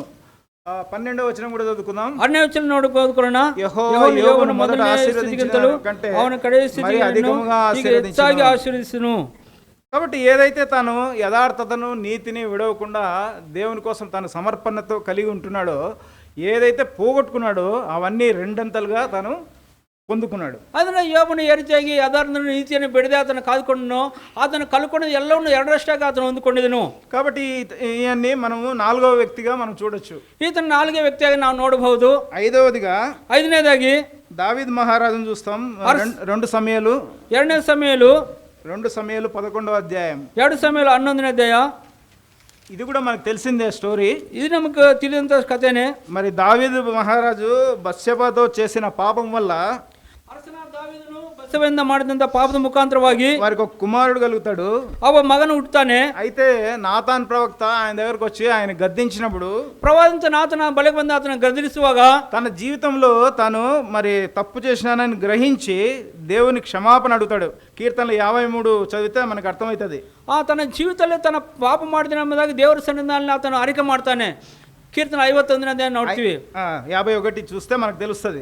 ಕೀರ್ತನ 51 ಹೋದ್ರೆ ನಮ್ಗೆ గుర్తవుతుంది. కాబట్టి ఆ కుమారుని పోగొట్టుకున్నాడు. ఆ మగను అతను కలుకొనను. పాపం చేసిన ఆ కుమారుని కోసము తన ఉపవాసం ఉండి ఎంతో దుఃఖంతో ఉన్నా కూడా ఆ కుమారుని పొందుకోలేదు. పాపం ಮಾಡಿದ ఆ మగనికోಸ್ಕರ ಎಷ್ಟೋ ಉಪವಾಸ ಇದ್ದು ದುಃಖ ಇದ್ದು ಪ್ರಾರ್ಥನೆ ಮಾಡಿದ್ರು ఆ మగనನ್ನು కలుకొనను అతను. అయితే ఎప్పుడైతే తన తప్పును గ్రహించుకున్నాడో మరి దేవుని వల్ల ఆశీర్వాదాన్ని తిరిగి పొందుకున్నాడు. ಯಾವಾಗ ತನ್ನ ತಪ್ಪುಗಳನ್ನು ಆತನು ತಿಳ್ಕೊಂಡಿದನೋ ದೇವರಿಂದ ಆತನ ಆಶೀರ್ವಾದ ಹೊಂದಿಕೊಂಡಿದನು. మన దేవుడు కూడా తాను మన తప్పిపోయిన మనల్ని సమకూర్చే దేవుడు. ನಮ್ಮ ದೇವರು ನಾವು ತಪ್ಪಿವಂತ ನಮ್ಮನ್ನು ಪುನಃ ತಿರುಗಿ ಸೇರಿಸುವಂತ ದೇವರು ಆತನು. మన జీవితంలో ఎన్నో సంవత్సరాలు మనం గొప్ప విశ్వాసగా కొనసాగుతాము. ನಮ್ಮ ಜೀವಿತದಲ್ಲಿ ಎಷ್ಟೋ ವಿಶ್ವಾಸಿಯಾಗಿ ನಾವು ದೊಡ್ಡ ವಿಶ್ವಾಸಿಯಾಗಿ ಜೀವನ ಮಾಡ್ತೀವಿ. ఏదైనా ఒక అభ్యంతరం మనకు కలిగినప్పుడు మనము తప్పిపోయే వారంగా ఉంటున్నాం. ಯಾವುದೋ ಚಿಕ್ಕ ಆಟಂಕ ಬರುವಾಗ ನಾವು ತಪ್ಪಿ ಹೋಗ್ತೀವಿ. అటువంటి తప్పిపోయిన వారిని దేవుడు చేయి విడిచేవాడు కాదు. ಅಂತ ತಪ್ಪಿವಂತವ್ರನ್ನ ದೇವರು ಕೈ ಬಿಡೋದಿಲ್ಲ. మనము ఆ తప్పును మనం ఒప్పుకున్నప్పుడు మనల్ని ఆయన తిరిగి సమకూర్చే దేవుడు. ನಾವು ಆ ತಪ್ಪನ್ನು ಅರಿಕೆ ಮಾಡುವಾಗ ಪುನಃ ತಿರುಗಿ ನಮ್ಮನ್ನು ಸೇರಿಸಿಕೊಳ್ಳುವಂತ ದೇವರು. అందుకోసమే ప్రతి వారం మన మధ్యలో బల్ల ఉంచబడింది. ಅದ ನಿಮಿತ್ತ ಪ್ರತಿ ವಾರ ನಮ್ಮ ಮಧ್ಯದಲ್ಲಿ ಮೇಜು ಇಡಲ್ಪಡುತ್ತದೆ. గత వారం నుంచి ఈ వారం వరకు దేవుని ఎదుట మనకు తెలిసి తెలియక ఏదైనా పాపం చేసింటే దాన్ని మనం ఒప్పుకోవాలా. ಗತ ವಾರದಿಂದ ಈ ವಾರವರೆಗೂ ನಾವು ತಿಳಿದೇ ಕುರ್ತಿದ್ದು ಪಾಪ ಮಾಡಿದ್ರೆ ಆ ದೇವರ ಸನ್ನಿಧಾನ ಬರುವಾಗ ಆ ಪಾಪವನ್ನು ನಾವು ಒಪ್ಕೊಳ್ಳಬೇಕು. హృదయంలో గుచ్చబడి ఆ పాపం మళ్ళీ చేయకుండా మనము దేవుని దగ్గర ఒప్పుకుంటే ఆయన తిరిగి మనల్ని బల్లలో పాలు పొందేటట్టుగా ఆయన సమకూరుస్తాడు. ನಮ್ಮ ಹೃದಯದಲ್ಲಿ ವೇದನೆಯಿಂದ ಪಾಪನ ಒಪ್ಪಿಕೊಂಡ್ರೆ ಪುನಃ ತಿರುಗಿ ಆ ಮೇಜಿನ ಪಾಲು ಹೊಂದುವಂತೆ ದೇವರು ಸಹಾಯ ಮಾಡ್ತಾರೆ. కాబట్టి దేవుడు ఆయనకి దేవుని ఉద్దేశం ఇక్కడ కూడా సిచ్యువేషన్ ఏంటంటే దేవుని మందిరాన్ని కట్టడానికి ఒక గొప్ప రాజు ఆయనకు అవసరమై ఉంటున్నది. ಇನ್ನೊಂದು ಸಂದರ್ಭ ಏನಂದ್ರೆ ದೇವರ ಆಲಯನ ಕಟ್ಟೋಕೋಸ್ಕರ ದೊಡ್ಡ ಅರಸನ ಬೇಕಾಗಿದ್ದಾನೆ. దావీదు మహారాజుతోనే ఈ పని జరిగిస్తామంటే దావీదు ఇటువంటి పని చేసినాడు.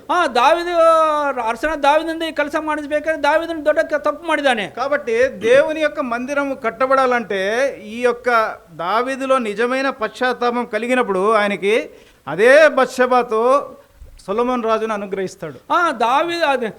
ದೇವರು ದಾವೀದ ಮುಖಾಂತರವಾಗಿ ಕೆಲಸ ಮಾಡಬೇಕಾದ್ರೆ ಅದೇ ఏ మగను కలుకొనేదనో అదే బెస్తబలದಿಂದ ಒಂದು ಸೊಲೊಮೋನ್ ರಾಜನ ಅನುಗ್ರಹಿಸಿಕೊಡ್ತಾರೆ. కాబట్టి దేవుని మందిరాన్ని కట్టడానికి శక్తిమంతుడు, జ్ఞాని, ఐశ్వర్యము గల రాజు దేవునికి అవసరమై ఉంటున్నాడు. అందుకనే ఈ సొలొమోన్ రాజును ఆయన ఏర్పరచుకుంటాడు. ದೇವರ ಆಲಯನ ಕಟ್ಟೋಕ್ಕೋಸ್ಕರ ಜ್ಞಾನಿ, ಐಶ್ವರ್ಯವಂತನು, ಶಕ್ತಿವಂತನ ಅರಸನನ್ನು ದೇವರು ಸೊಲೊಮೋನ್ ಆರಿಸಿಕೊಳ್ತಾನೆ. సొలొమోన్ రాజు దేవుడు అడిగినప్పుడు ఆయన జ్ఞానం ఒకటే కోరుకుంటాడు. ದೇವರು ಸೊಲೊಮೋನ್ ಅರಸನನ್ನು ಕೇಳುವಾಗ ಸೊಲೊಮೋನ್ ಜ್ಞಾನ ಒಂದನ್ನೇ ಕೇಳ್ಕೊಳ್ತಾನೆ. అయితే దేవుని ఉద్దేశం వేరే ఉంది. ಆದರೆ ದೇವರ ಉದ್ದೇಶವೇ ಬೇರೆ ಉಂಟು. ఈ సొలొమోన్ ద్వారా తాను మందిరము నిర్మించుకోవాలి. ಈ ಸೊಲೊಮೋನ್ ಮುಖಾಂತರ ತರ ಆಲಯವನ್ನು ಕಟ್ಟಿಸಿಕೊಳ್ಳಬೇಕು. దానికి జ్ఞానం ఒకటి ఉంటే సరిపోదు. ಜ್ಞಾನ ಒಂದೇ ಇದ್ರೆ ಅದಕ್ಕೆ ಸಾಕಾಗಲ್ಲ. ఐశ్వర్యం కూడా అవసరమే. ಅದಕ್ಕೆ ಐಶ್ವರ್ಯ ಸಹ ಬೇಕು. కాబట్టి ఆయన అడగకపోయినా కూడా దేవుని ప్రణాళిక ప్రకారము, దేవుని ఉద్దేశం ప్రకారము ఆయనకు జ్ఞానము, ఐశ్వర్యము రెండు దయచేస్తాడు. ಆತನು ಕೇಳದೆ ಹೋದರೂ ಸಹ ದೇವರು ತನಗೆ ಐಶ್ವರ್ಯನು ಜ್ಞಾನ ಎರಡನ್ನು ಕೊಡ್ತಾರೆ. కాబట్టి ఇది ఐదవ వ్యక్తిగా మనం చూడొచ్చు. ಅದರಿಂದ ಇತನ ಐದನೇ ವ್ಯಕ್ತಿಯಾಗಿ ನಾವು ನೋಡಬಹುದು. ఇక ఆరవ వ్యక్తి కొత్త నిబంధన గ్రంథంలో ಆರನೇ ವ್ಯಕ್ತಿ ಹೊಸ ಒಡಂಬಡಿಕೆಯಲ್ಲಿ లూకా సువార్త, ಲೂಕಾ ಬರೆದ ಸುವಾರ್ತ 15వ అధ్యాయంలో 15ನೇ ಅಧ್ಯಾಯದಲ್ಲಿ ఇక్కడ తప్పిపోయిన కుమారుని మనం చూస్తాం. ಇಲ್ಲಿ ತಪ್ಪಿ ಹೋದ ಮಗನನ್ನು ನಾವು ನೋಡ್ತೀವಿ.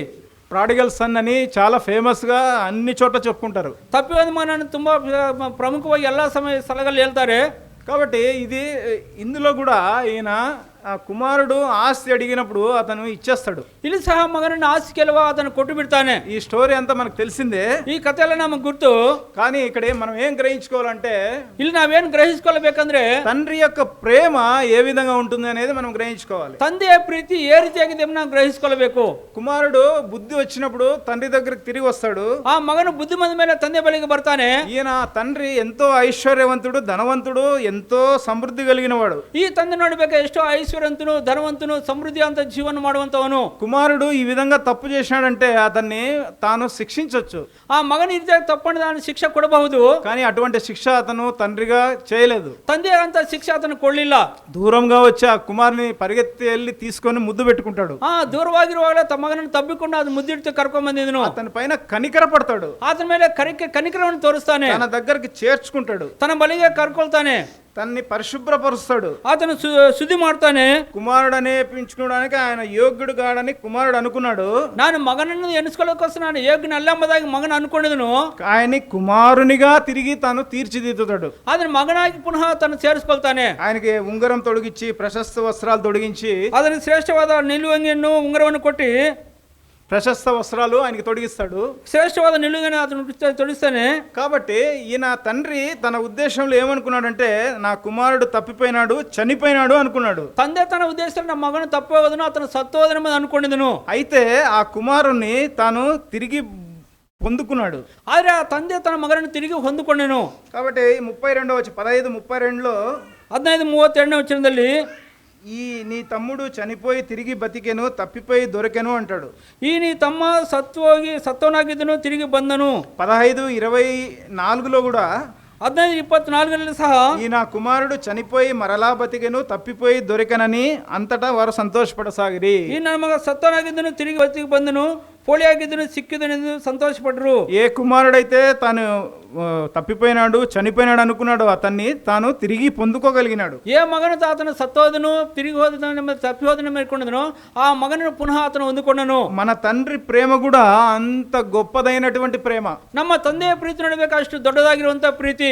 కాబట్టి ఆయన తండ్రి ప్రేమ ఎవ్వరూ చూపించలేనటువంటి ప్రేమను ఆయన మన పట్ల చూపిస్తాడు. ಯಾರು ತೋರಿಸದಂತ ಪ್ರೀತಿಯನ್ನು ಆತನು ನಮ್ಮ ಮೇಲೆ ತೋರಿಸಿದನು. దేవుడు లోకాన్ని ఎంతో ప్రేమించినాడు. దేవుడు లోకం ಮೇಲೆ ఎಷ್ಟೋ ప్రీతిని ఇట్టను. కాబట్టి తన ప్రియ కుమారుణ్ణి మన కొరకు ఈ లోకానికి తాను పంపించినాడు. అది తన ప్రియ మగనನ್ನು ఈ లోకಕ್ಕೆ అతను కలుసుకొట్టను.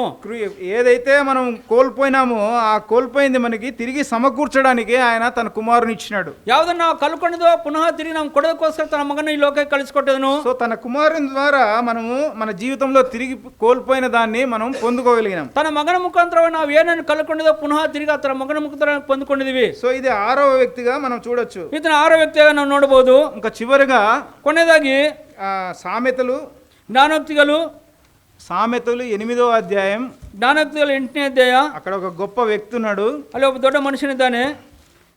సామెతలు 8వ అధ్యాయం 22 నుంచి 31 వరకు. ಜ್ಞಾನೋಕ್ತಿಗಳು 8ನೇ 22 32 వచ్చిన వరకు మార్చి చదువుకుందామా? ఉత్తర ప్రతి చదువుకున్న 22 నేను చదువుతాను, 23 మీరు చదవండి. పూర్వకాలమందు తన సృష్టారంభమున తన కార్యములలో ప్రథమమైన దానిగా యెహోవా నన్ను కలగజేసెను. ಪ್ರಾರಂಭದಲ್ಲಿ ಭೂಮಿ ಹುಟ್ಟಿದಕ್ಕಿಂತ ಮುಂಚೆ ಅನಾದಿ ಕಾಲದಲ್ಲಿ ಸ್ಥಾಪಿಸಲ್ಪಟ್ಟನು.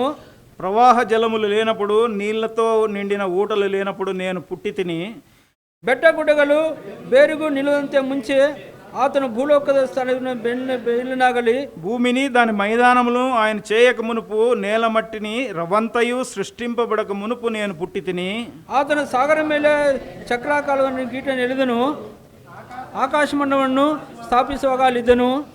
ఆయన పైన ఆకాశమును స్థిరపరిచినప్పుడు, జలధారలను ఆయన బిగించినప్పుడు, ಪ್ರವಾಹಗಳು ತನ್ನ ಅಪ್ಪಣೆಯನ್ನು ಮೀರಿದ ಹಾಗೆ ಸಮುದ್ರಕ್ಕೆ ಎಲ್ಲ ಕಡೆಗಳು ನೇಮಿಸಿ ಭೂಮಿ ಅಸ್ಥಿರವಾದವನ್ನು ಗುರ್ತು ಮಾಡಿರುವಾಗ, నేను ఆయన యొద్ద ప్రధాన శిల్పినై అనుదినము సంతోషించుచు నిత్యము ఆయన సన్నిధిని ఆనందించుచుంటిని. ಆತನ ಭೂಲೋಕದಲ್ಲಿ ಉಲ್ಲಾಸಿಸುತ್ತಾ ಮಾನವ ಸಂತಾನವನ್ನು ಹರ್ಷಿಸ್ತಾ ಇದ್ದನು.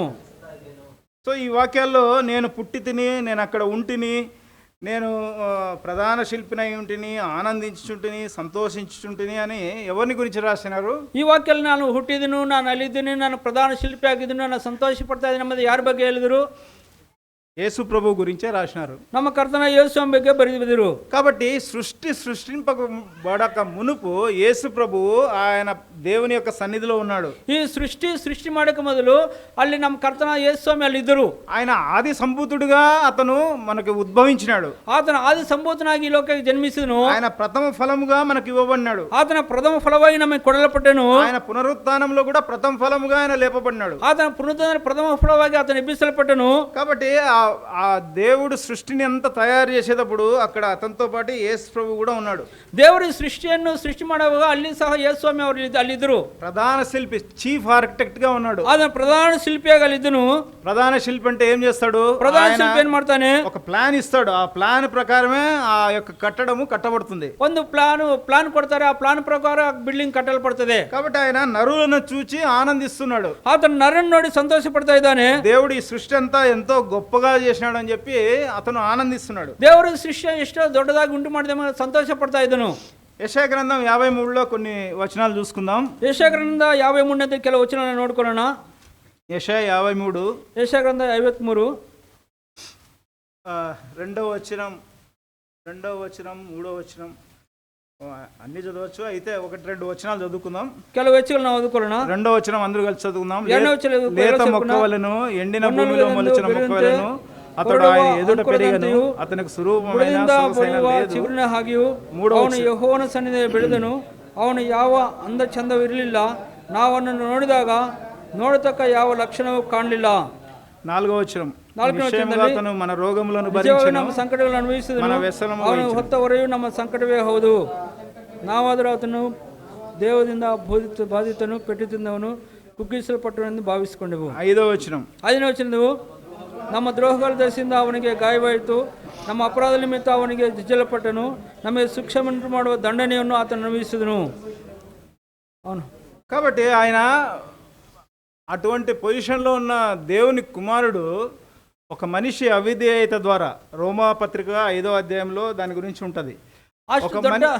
ಅಷ್ಟು ದೊಡ್ಡ ಸ್ಥಿತಿಯಲ್ಲಿ ಆ ದೇವರು ಒಬ್ಬ ಮನುಷ್ಯನ ಅವಿಧೇಯ ಮುಖಾಂತರವಾಗಿ ರೋಮ ಪತ್ರಿಕೆ 5ನೇ ಅಧ್ಯಾಯ ವಿಷಯ ಬರೆಯಲ್ಪಟ್ಟಿದೆ. ఒక మనిషిని అవిధేయత వలన పాపము వలన మరణమును లోకంలోకి ప్రవేశించింది. ಒಬ್ಬ ಮನುಷ್ಯನ ಅವಿಧೇಯತೆ ಮುಖಾಂತರವಾಗಿ ಪಾಪದ ಮುಖಾಂತರ ಮರಣವು ಈ ಲೋಕಕ್ಕೆ ಪ್ರವೇಶವಾಯಿತು.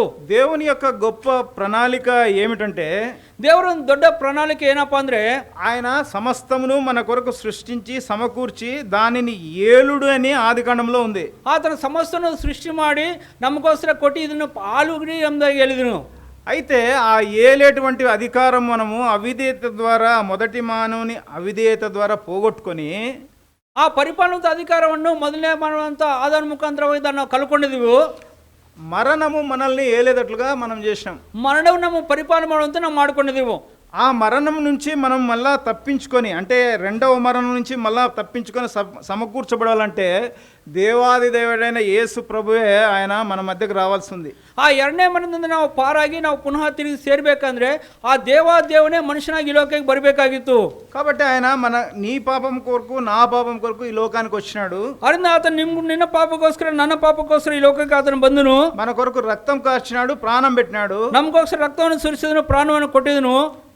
తాను మనల్ని రక్షించినాడు. ఆతను నమ్మను రక్షిస్తును. పునరుత్థానుడై తిరిగి లేచినాడు. పునరుద్ధానికి సజీవునాಗಿ ఎద్దు ಬಂದಿದನು. కాబట్టి యేసుక్రీస్తు పునరుత్థానుడై కాకుంటే మన క్రైస్తవానికి అర్థం లేదు. యేసు స్వామి పునరుద్ధరణ ಆಗದೇ ಇದ್ರೆ ನಮ್ಮ క్రైస్తవ జీవితಕ್ಕೆ అర్థమే ಇಲ್ಲ. యేసు ప్రభు ఈ లోకంలో చేసినవన్నీ చేసి సిలువ పైన తన ప్రాణం పెట్టి మరణించి సమాధి చేయబడితే అంతవరకు క్రైస్తవానికి ఒక ವಿలువ అనేది లేదు. ಈ ಲೋಕದಲ್ಲಿ ಯೇಸು ಸ್ವಾಮಿ ಎಲ್ಲ ಮಾಡಿದ ಕಾರ್ಯಗಳು, ಆತನು ಸಿಲುವೆಯಲ್ಲಿ ಪ್ರಾಣ ಕೊಟ್ಟಿದ್ದಿ, ಆತನು ಮರಣ ಭೂಸ್ಥಾಪನೆ ಮಾಡಿದ್ದಿ, ಆತನ ಪುನರುತ್ಥಾನ ಎಳದೆ ಹೋದಿದ್ರೆ ಅದು ಕ್రైస్తవ జీవితಕ್ಕೆ అర్థమే ಇಲ್ಲ. ఆయన మూడో దినమున తిరిగి లేచినాడు, పునరుత్థానుడై తిరిగి లేచినాడు. ఆతను మూడో దివಸ సజీవునాగి అతను తిరిగి ఎద్దోడిదిను. ఫ్రాంక్ మోరిసన్ అని ఆయన ఒక పుస్తకం రాసినాడు. ఫ్రాంక్ మోరిసన్ ಎಂಬ ದೇವಸೇವಕನ ಪುಸ್ತಕ ಬರೆದಿದ್ದನು.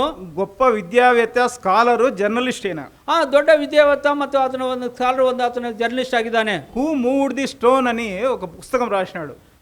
Who moved the stone, who moved the stone ఒక పుస్తక బರೆದಿದ್ದನು. ఆ పుస్తకము ఆయన రీసెర్చ్ చేసినాడు. ఆ పుస్తకం రీసెర్చ్ ಮಾಡಿದನು.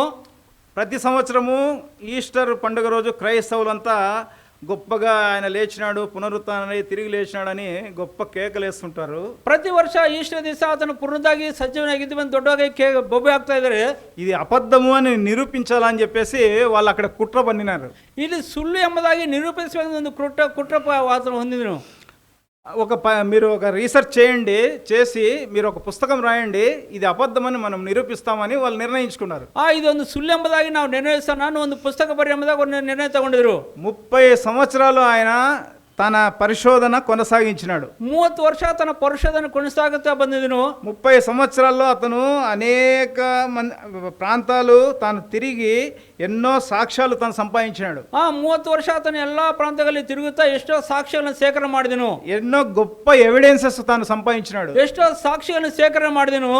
అన్ని సంపాదించి చివరికి ఆ పుస్తకం రాసి ఏ విధంగా ముగిస్తాడంటే, ಎಲ್ಲ సాక్ష్యాలను సేకరణ ಮಾಡಿ ఆ పుస్తకాన్ని కొనేదే బరకు ఏ రీతి బరితానంದ್ರೆ, 30 సంవత్సరాలు నా జీవితం అంతయు నేను చేసిన పరిశోధనలో నేను తెలుసుకున్న విషయం ఏమిటంటే, 30 ವರ್ಷ ನನ್ನ ಜೀವಿತಕಾಲಿನ ಪರಿಶೋಧನೆ ಮಾಡಿದಂತ ನಾನು ಕೊನೆಗೆ ತಿಳ್ಕೊಂಡೇನಪ್ಪ ಅಂದ್ರೆ, యేసు ప్రభు నిజముగా పునరుత్థానుడై తిరిగి లేచినాడు అని ఆయన ముగిస్తాడు. ಯೇಸು ಸ್ವಾಮಿ ನಿಜವಾಗಿ ಆತನು ಸತ್ತೋಗಿ ಪುನರುದ್ಧಾಗಿ ತಿರುಗಿ ಎದ್ದನೆಂಬುದಾಗಿ ಆತ ನಿರ್ಣಯಿಸಿದನು. అక్కడ క్రైస్తవానికి వ్యతిరేకంగా ఉండే వాళ్ళంతా ఆయనకి నీకు డబ్బులు ఇస్తాము, బాగా ఇస్తాము, మీరు ఇది ఈయన లేవలేదని చెప్పి రాయండి అని అంటాడు. ಅಲ್ಲಿ ಕ್ರೈಸ್ತತ್ವಾనికి ವಿರೋಧವಾಗಿರೋದು ಎಲ್ಲರೂ ಸಹ ನಿಮ್ಗೆ ಕಾಸು ಕೊಡ್ತೀವಿ, ನಿಮ್ಗೆ ಹಣ ಕೊಡ್ತೀವಿ, ನೀವು ಆತನ ಸತ್ತೋಗಿ ತಿರುಗಿ ಎದ್ದೋಡಿ ನಮಗೆ ಬರಿ ಎಂಬುದಾಗಿ ಹೇಳಿದ್ರು. ఈ పరిశోధన జరిగే సమయంలో ఆయన తన జీవితం మారిపోతాడు. మొదట్లో ఆయన కూడా క్రీస్తుకు విరోధిగా ఉన్నాడు. ఈ పరిశోధన సమయంలో తన జీవిత పరివర్తన ఉంటాయిತು. ಮೊದಲ క్రీస్తుకు వ్యతిరేకವಾಗಿ ఇద్దరు అతను చివరికి వచ్చేటప్పటికి తన జీవితం కూడా మారిపోయి ఎట్టి పరిస్థితుల్లో కూడా యేసు ప్రభువు పునరుత్థానుడై తిరిగి లేవలేదని నేను రాయను, నేను నిజమే రాస్తానని చెప్పి ఈ పుస్తకంలో ముగిస్తాడు. ಕೊನೆಯದಾಗಿ ಆತನು ಸಹ ಪರಿವರ್ತನೆ ಆಗಿ ಎಲ್ಲಿಗೂ ಸಹ ನಾನು ಯೇಸು ಸ್ವಾಮಿ ತಿರುಗಿ ಎದ್ದೋಡೆಂಬ ನಾನು ಬರೆಯೋದಿಲ್ಲ, ಆತನು ತಿರುಗಿ ಎದ್ದೋಡೆಂಬ ನಾನು ಬರಿತೀನೆಂಬುದಾಗಿ ಕೊನೆಯದಾಗಿ ಆತನು ಬರೆಯುವಂತನಾಗಿದ್ದಾನೆ. సో ఫ్రాంక్ మోరిసన్ అని హూ మూవ్డ్ ద స్టోన్ అని నెట్ లో కూడా దొరుకుతుంది, మీరు వీలైతే తీసుకొని చదవండి. ಫ್ರಾಂಕ್ ಮೋರಿಸನ್ ಬರೆದಂತ పుస్తక హూ మూవ్డ్ ద స్టోన్ అనేది ఆ పుస్తకం నెట్ లో సిక్కితే ನೋಡಿರಿ. కాబట్టి దేవుడు తన కుమారుని సమర్పించినాడు. దేవుడు తన మగనನ್ನು సమర్పించుకొడిదను. అనేకులకు మోక్షము విమోచన కలిగించడానికి తన కుమారుని సమర్పించినాడు. అనేకరికి విమోచన విడుదల కొరకు తన మగనನ್ನು సమర్పించుకొడిదను. ఆయన పునరుత్థానుడై తిరిగి లేచి దేవుని కుడి పార్శ్వమున కూర్చొని ఉన్నాడు. ఆతను పునరుద్ధానికి తిరిగి ఎದ್ದು దేవుడు బలపరచని కూర్చుకొనిದ್ದಾನೆ. కాబట్టి 7 మంది వ్యక్తుల్ని మనము ఇప్పుడు ఈ రోజు చూసినాం. ಅದರಿಂದ 7 ಮಂದಿ ವ್ಯಕ್ತಿಗಳನ್ನು ನಾವು ಈ ದಿವಸದಲ್ಲಿ ನೋಡಿದ್ವಿ. ప్రతిష్ఠించుట, అర్పించుట, ಪ್ರತಿಷ್ಠೆಪಡಿಸುವುದು, ಸಮರ್ಪಣೆ ಮಾಡುವಂಥದ್ದು, యథార్థత కలిగి ఉండుట, యథార్థವಾಗಿ ఇರುವಂಥದ್ದು, తండ్రి ప్రేమ కలిగి ఉండుట, ತಂದೆ ಪ್ರೇಮను ಹೊಂದುವಂಥದ್ದು, కుమారుని పునరుత్థానం ద్వారా మనకు రక్షణ, విమోచన, మగన పునరుత్థాన ముఖాంತರ రక్షణ నಮಗೆ బిడుగಡೆ. కాబట్టి ఈ 7 మంది వ్యక్తుల్ని మనం ఆదర్శంగా తీసుకొని ఈ 7 మంది వ్యక్తులను మనం ఆదర్శంగా తಗೊಂಡು మనం కూడా దేవునికి ఏవైతే సమర్పించాలో, డెడికేట్ చేయాలో అవి డెడికేట్ చేసుకొని ನಾವು ನಮ್ಮ ಜೀವಿತದಲ್ಲಿ ಏನು ದೇವರು ಸಮರ್ಪಿಸ್ಕೊಳ್ಳೋ ಅದನ್ನು ಸಮರ್ಪಿಸ್ಕೊಂಡು తిరిగి అవి మనం పొందుకుంటాము, ఆశీర్వాదం వస్తామనే నిరీక్షణతో ತಿರುಗಿ ನಾವು ಹೊಂದಿಕೊಳ್ತೀವಿ, ನಾವು ಆಶೀರ್ವಾದ ಹೊಂದ ನಿರೀಕ್ಷಣೆಯಿಂದ మనం ముందుకు కొనసాగాలి. ನಾವು ಮುಂದಕ್ಕೆ ಸಾಗಿ ಹೋಗಬೇಕು. మనం బల్ల సమీపించక ముందు ఒక రెండు మాటలు చూసుకుందాం. ನಾವು ಮೇಜಿನ ಸಮೀಪ ಮೊದಲು ದೇವರ ಮಾತುಗಳನ್ನು ನೋಡೋಣ. కొరింథీయులకు రాసిన మొదటి పత్రిక 1ನೇ ಕೊರಿಂಥీ పత్రిಕೆ 11వ అధ్యాయం 11ನೇ అధ్యాయ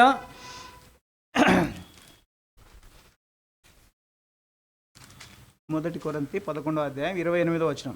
1ನೇ ಕೊರಿಂಥీ పత్రిక 11ನೇ అధ్యాయ 28ನೇ వచನ. కాబట్టి ప్రతి మనుష్యుడు తనను పరీక్షించుకున్నాగి, ఆ రొట్టెಯಲ್ಲಿ తక్కువ తినలి, ఆ పాత్రಯಲ್ಲಿ కుడియలి. సో కొరింథీయులకు రాసిన ఈ 11వ అధ్యాయము బల్ల గురించి రాస్తాడు పౌలు. ఈ కొరింథీ పత్రిక 11ನೇ అధ్యాయದಲ್ಲಿ పౌలును మేజిನ ಬಗ್ಗೆ ಬರಿತಾ ಇದ್ದಾರೆ. 12, 13 అధ్యాయాలు క్రీస్తు యొక్క శరీరము సంఘం గురించి రాస్తాడు. 12, 13 క్రీస్తు శరీరం ಎಂಬ ಸಭೆ ಬಗ್ಗೆ ಬರಿತಾ ಇದ್ದಾರೆ. 13, 14లో ప్రేమ గురించి రాస్తాడు. 13, 14 ప్రీతి ಬಗ್ಗೆ ಬರಿತಾರೆ. 15 పునరుత్థానం గురించి రాస్తాడు. 15 పునరుత్థానం ಬಗ್ಗೆ ಬರೀತಾರೆ. కాబట్టి ఇక్కడ నేను మీకు అప్పగించిన దాని ప్రభువు వలన పొందితిని, ప్రభువైన యేసు తాను అప్పగింపబడిన రాత్రి రొట్టెను ఎత్తుకొని కృతజ్ఞతాస్తుతులు చెల్లించి, ನಾನು ನಿಮಗೆ ತಿಳಿಸಿಕೊಟ್ಟ ಉಪದೇಶವನ್ನು ಕರ್ತನ ಹೊಂದಿದನು. ಅದೇನೆಂದರೆ ಕರ್ತನಾದ ಯೇಸು ತಾನು ಹಿಡುಕೊಟ್ಟ ರಾತ್ರಿಯಲ್ಲಿ ರೊಟ್ಟೆಯನ್ನು ತೆಗೆದುಕೊಂಡು ದೇವರಿಗೆ ಸ್ತೋತ್ರ ಮಾಡಿ ಮುರಿದು. కాబట్టి ఈ బల్లలో మనం చేయి వేసేటప్పుడు ప్రతి క్షణము మన జీవితంలో కృతజ్ఞతాభావం, థ్యాంక్ఫుల్గా ఉండాలి. ಅದರಿಂದ ಈ ಮೇಜಿನ ಪಾಲು ಹೊಂದುವಾಗ ನಮ್ಮ ಜೀವಿತದಲ್ಲಿ ಕೃತಜ್ಞತಾಪೂರ್ವಕವಾಗಿ ನಾವು ಇರಬೇಕು. యేసుక్రీస్తు మరణించి తిరిగి లేచిన తర్వాత ఆయన శరీరానికి సాదృశ్యంగా ఉన్న రొట్టె, రక్తానికి సాదృశ్యంగా ఉన్న ద్రాక్షారసమును మనము జ్ఞాపకం చేసుకొని కృతజ్ఞతతో ఉండాలి. ಆ ಯೇಸುಸ್ವಾಮಿ ಮರಣಿಸಿ ತಿರುಗಿ ಬಂದಿದಂಥ ಆತನ ರಕ್ತವನ್ನು, ಆ ದೇಹವನ್ನು ರೊಟ್ಟೆಯಾಗಿ ಆತನ ರಕ್ತವನ್ನು ದ್ರಾಕ್ಷರಸವಾಗಿ ನಾವು ನೋಡ್ತೀವಿ. నన్ను జ్ఞాపకం చేసుకున్నట్టే దీన్ని చేయడని చెప్పాను. ನನ್ನನ್ನು ನೆನೆಸ್ಕೋಸ್ಕರ ಈಗ ಮಾಡ್ರಿ ಎಂದು ಹೇಳಿದನು. ఆదివారం ఇక్కడ వచ్చినప్పుడు మాత్రమే బల్ల దగ్గర జ్ఞాపకం చేసుకోవాలనా? ಆ ಭಾನುವಾರ ಇಲ್ಲಿ ಬಂದ ಮೇಲೆ ಈ ಮೇಜಿನ ಬಗ್ಗೆ ಬಲಿಗೆ ನಾವು ಜ್ಞಾಪಕ ಮಾಡ್ಕೊಳ್ಬೇಕಾ? ఆదివారం ఉదయం నుంచి మందిరం ఎంతసేపు ఉంటుందో అంతసేపే జ్ఞాపకం చేసుకోవాలనా? ಆ ಭಾನುವಾರ ಬೆಳಗಿಂದ ಈ ಆಲಯ ಎಷ್ಟು ದಿವಸ ಇರ್ತೋ ಅಲ್ಲಿವರೆಗೂ ನಾವು ನೆನಪು ಮಾಡ್ಕೊಳ್ಬೇಕಾ? మన జీవితంలో ప్రతి క్షణము ఆయన చేసిన గొప్ప కార్యాన్ని మనం జ్ఞాపకం చేసుకోవాలి. ನಮ್ಮ ಜೀವಿತದಲ್ಲಿ ಅನುಕ್ಷಣವು ಆತನ ಮಾಡುವಂತ ದೊಡ್ಡ ಕಾರ್ಯಗಳನ್ನು ನಾವು ನೆನಪು ಮಾಡ್ಕೊಳ್ತಾನೆ ಇರಬೇಕು. కాబట్టి ఆయన పరీక్షించుకోండి అంటున్నాడు.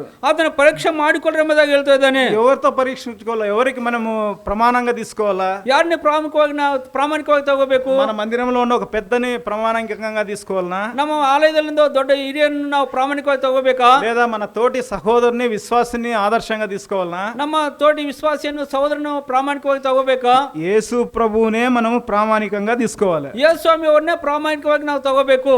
ఆయన వచ్చేంత వరకు ఆయన స్వరూప్యంలోనికి మనం మార్చబడుతూ ఉండాలి. ಆತನ ಬರುವವರೆಗೂ ಆತನ ಸ್ವರೂಪದಲ್ಲಿ ನಾವು ಮಾರ್ಪಡ್ತಾ ಇರಬೇಕು. కాబట్టి యేసు ప్రభు ఏ విధమైన గుణలక్షణాలు కలిగి ఉంటున్నాయో ఆ గుణలక్షణాలు మనం కలిగి ప్రతి వారము మనము బల్లలో పాలు పొందేటప్పుడు ఆ యొక్క మార్పులోనికి మనం రావాలి. ಯೇಸು ಸ್ವಾಮಿ ಎಂಥ ಗುಣಲಕ್ಷಣ ಹೊಂದಿಕೊಂಡಿದ್ರು ಅನುದಿನವೂ ನಾವು ಮೇಜಿನಲ್ಲಿ ಪಾಲು ಹೊಂದುವಾಗ ಅಂತ ಗುಣಲಕ್ಷಣ ಮಾರ್ಪಡ್ತಾ ನಾವು ಇರಬೇಕು. కాబట్టి మనల్ని మనమే పరీక్షించుకొని యేసు ప్రభువుని ఒక ప్రమాణంగా మనం ఉంచుకొని ఆయనతో మనం కంపేర్ చేసుకొని ఎంతవరకు ఆయన స్వరూపంలోకి వచ్చినాడని మనం పరీక్షించుకొని బల్లలో చేయవేయాలి. ಅದರಿಂದ ನಮ್ಮ ಜೀವಿತ ನಾವೇ ಪರೀಕ್ಷೆ ಮಾಡಿಕೊಂಡು ನಮ್ಮ ಕರ್ತನ ಯೇಸು ಸ್ವಾಮಿನ ಪ್ರಾಮಾಣಿಕವಾಗಿ ಇಟ್ಕೊಂಡು ಆತನ ಸ್ವರೂಪ ನಾವು ಎಷ್ಟಾಗಿ ಬರ್ತದೆ ಎಂಬ ನಮ್ಮ ನಾವು ಪರೀಕ್ಷೆ ಮಾಡ್ಕೊಳ್ಬೇಕು.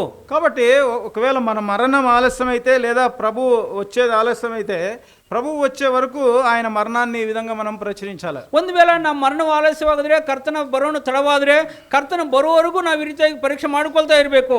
ఏదైతే మనము తప్పు ఒప్పుకొని ఆయన సన్నిధిలో ఒప్పుకొని బల్లలో చేయవేశామో ఆ తప్పు మళ్ళీ చేయకూడదు. ಯಾವ ತಪ್ಪನ್ನು ನಾವು ಒಪ್ಕೊಂಡು ಅರಿಕೆ ಮಾಡಿ ಆತನ ಮೇಜನ್ನು ನಾವು ಪಾಲು ಹೊಂದುವ ಪುನಃ ತಿರುಗಿ ಆ ತಪ್ಪನ್ನು ನಾವು ಮಾಡಬಾರದು. తండ్రి మనల్ని ప్రేమించి ఆయన తిరిగి సమకూర్చే దేవుడు. ಆ ತಂದೆ ನಮ್ಮನ್ನು ಪ್ರೀತಿ ಮಾಡಿ ಪುನಃ ತಿರುಗಿ ನಮ್ಮ ಸಮಕೂರಿಸುವಂತ ದೇವರು ಆತನಾಗಿದ್ದಾನೆ. ఆయన చేయి విడిచే దేవుడు కాదు, ಆತನ ಕೈ ಬಿಡುವಂತ ದೇವರಲ್ಲ. సో ఈ విధమైన జీవితం మనం కలిగి ఉండి ಯೋಗ್యంగా మనల్ని పరీక్షించుకొని మనం బల్లలో చేయవేయాలి. ಈ ರೀತಿಯಾಗಿ ಜೀವಿತ ನಾವು ಹೊಂದಿಕೊಂಡವರಾಗಿ ಯೋಗ್ಯರಾಗಿ ನಮ್ಮ ಜೀವಿತವನ್ನು ಪರೀಕ್ಷೆ ಮಾಡಿಕೊಂಡು ಆ ಮೇಜಿನ ಪಾಲು ಹೊಂದೊಂದರಾಗಿರಬೇಕು. ఈ విధంగా ఆత్మీయ జీవితంలో మనం కొనసాగినట్లు ప్రభు మనకు సహాయం చేయను గాక. ಈ ರೀತಿಯಾಗಿ ಆತ್ಮೀಯ ಜೀವಿತ ನಾವು ನಡೆಯುವಂತೆ ಕರ್ತನ ನಮಗೆ ಸಹಾಯ ಮಾಡಲಿ. Thank you.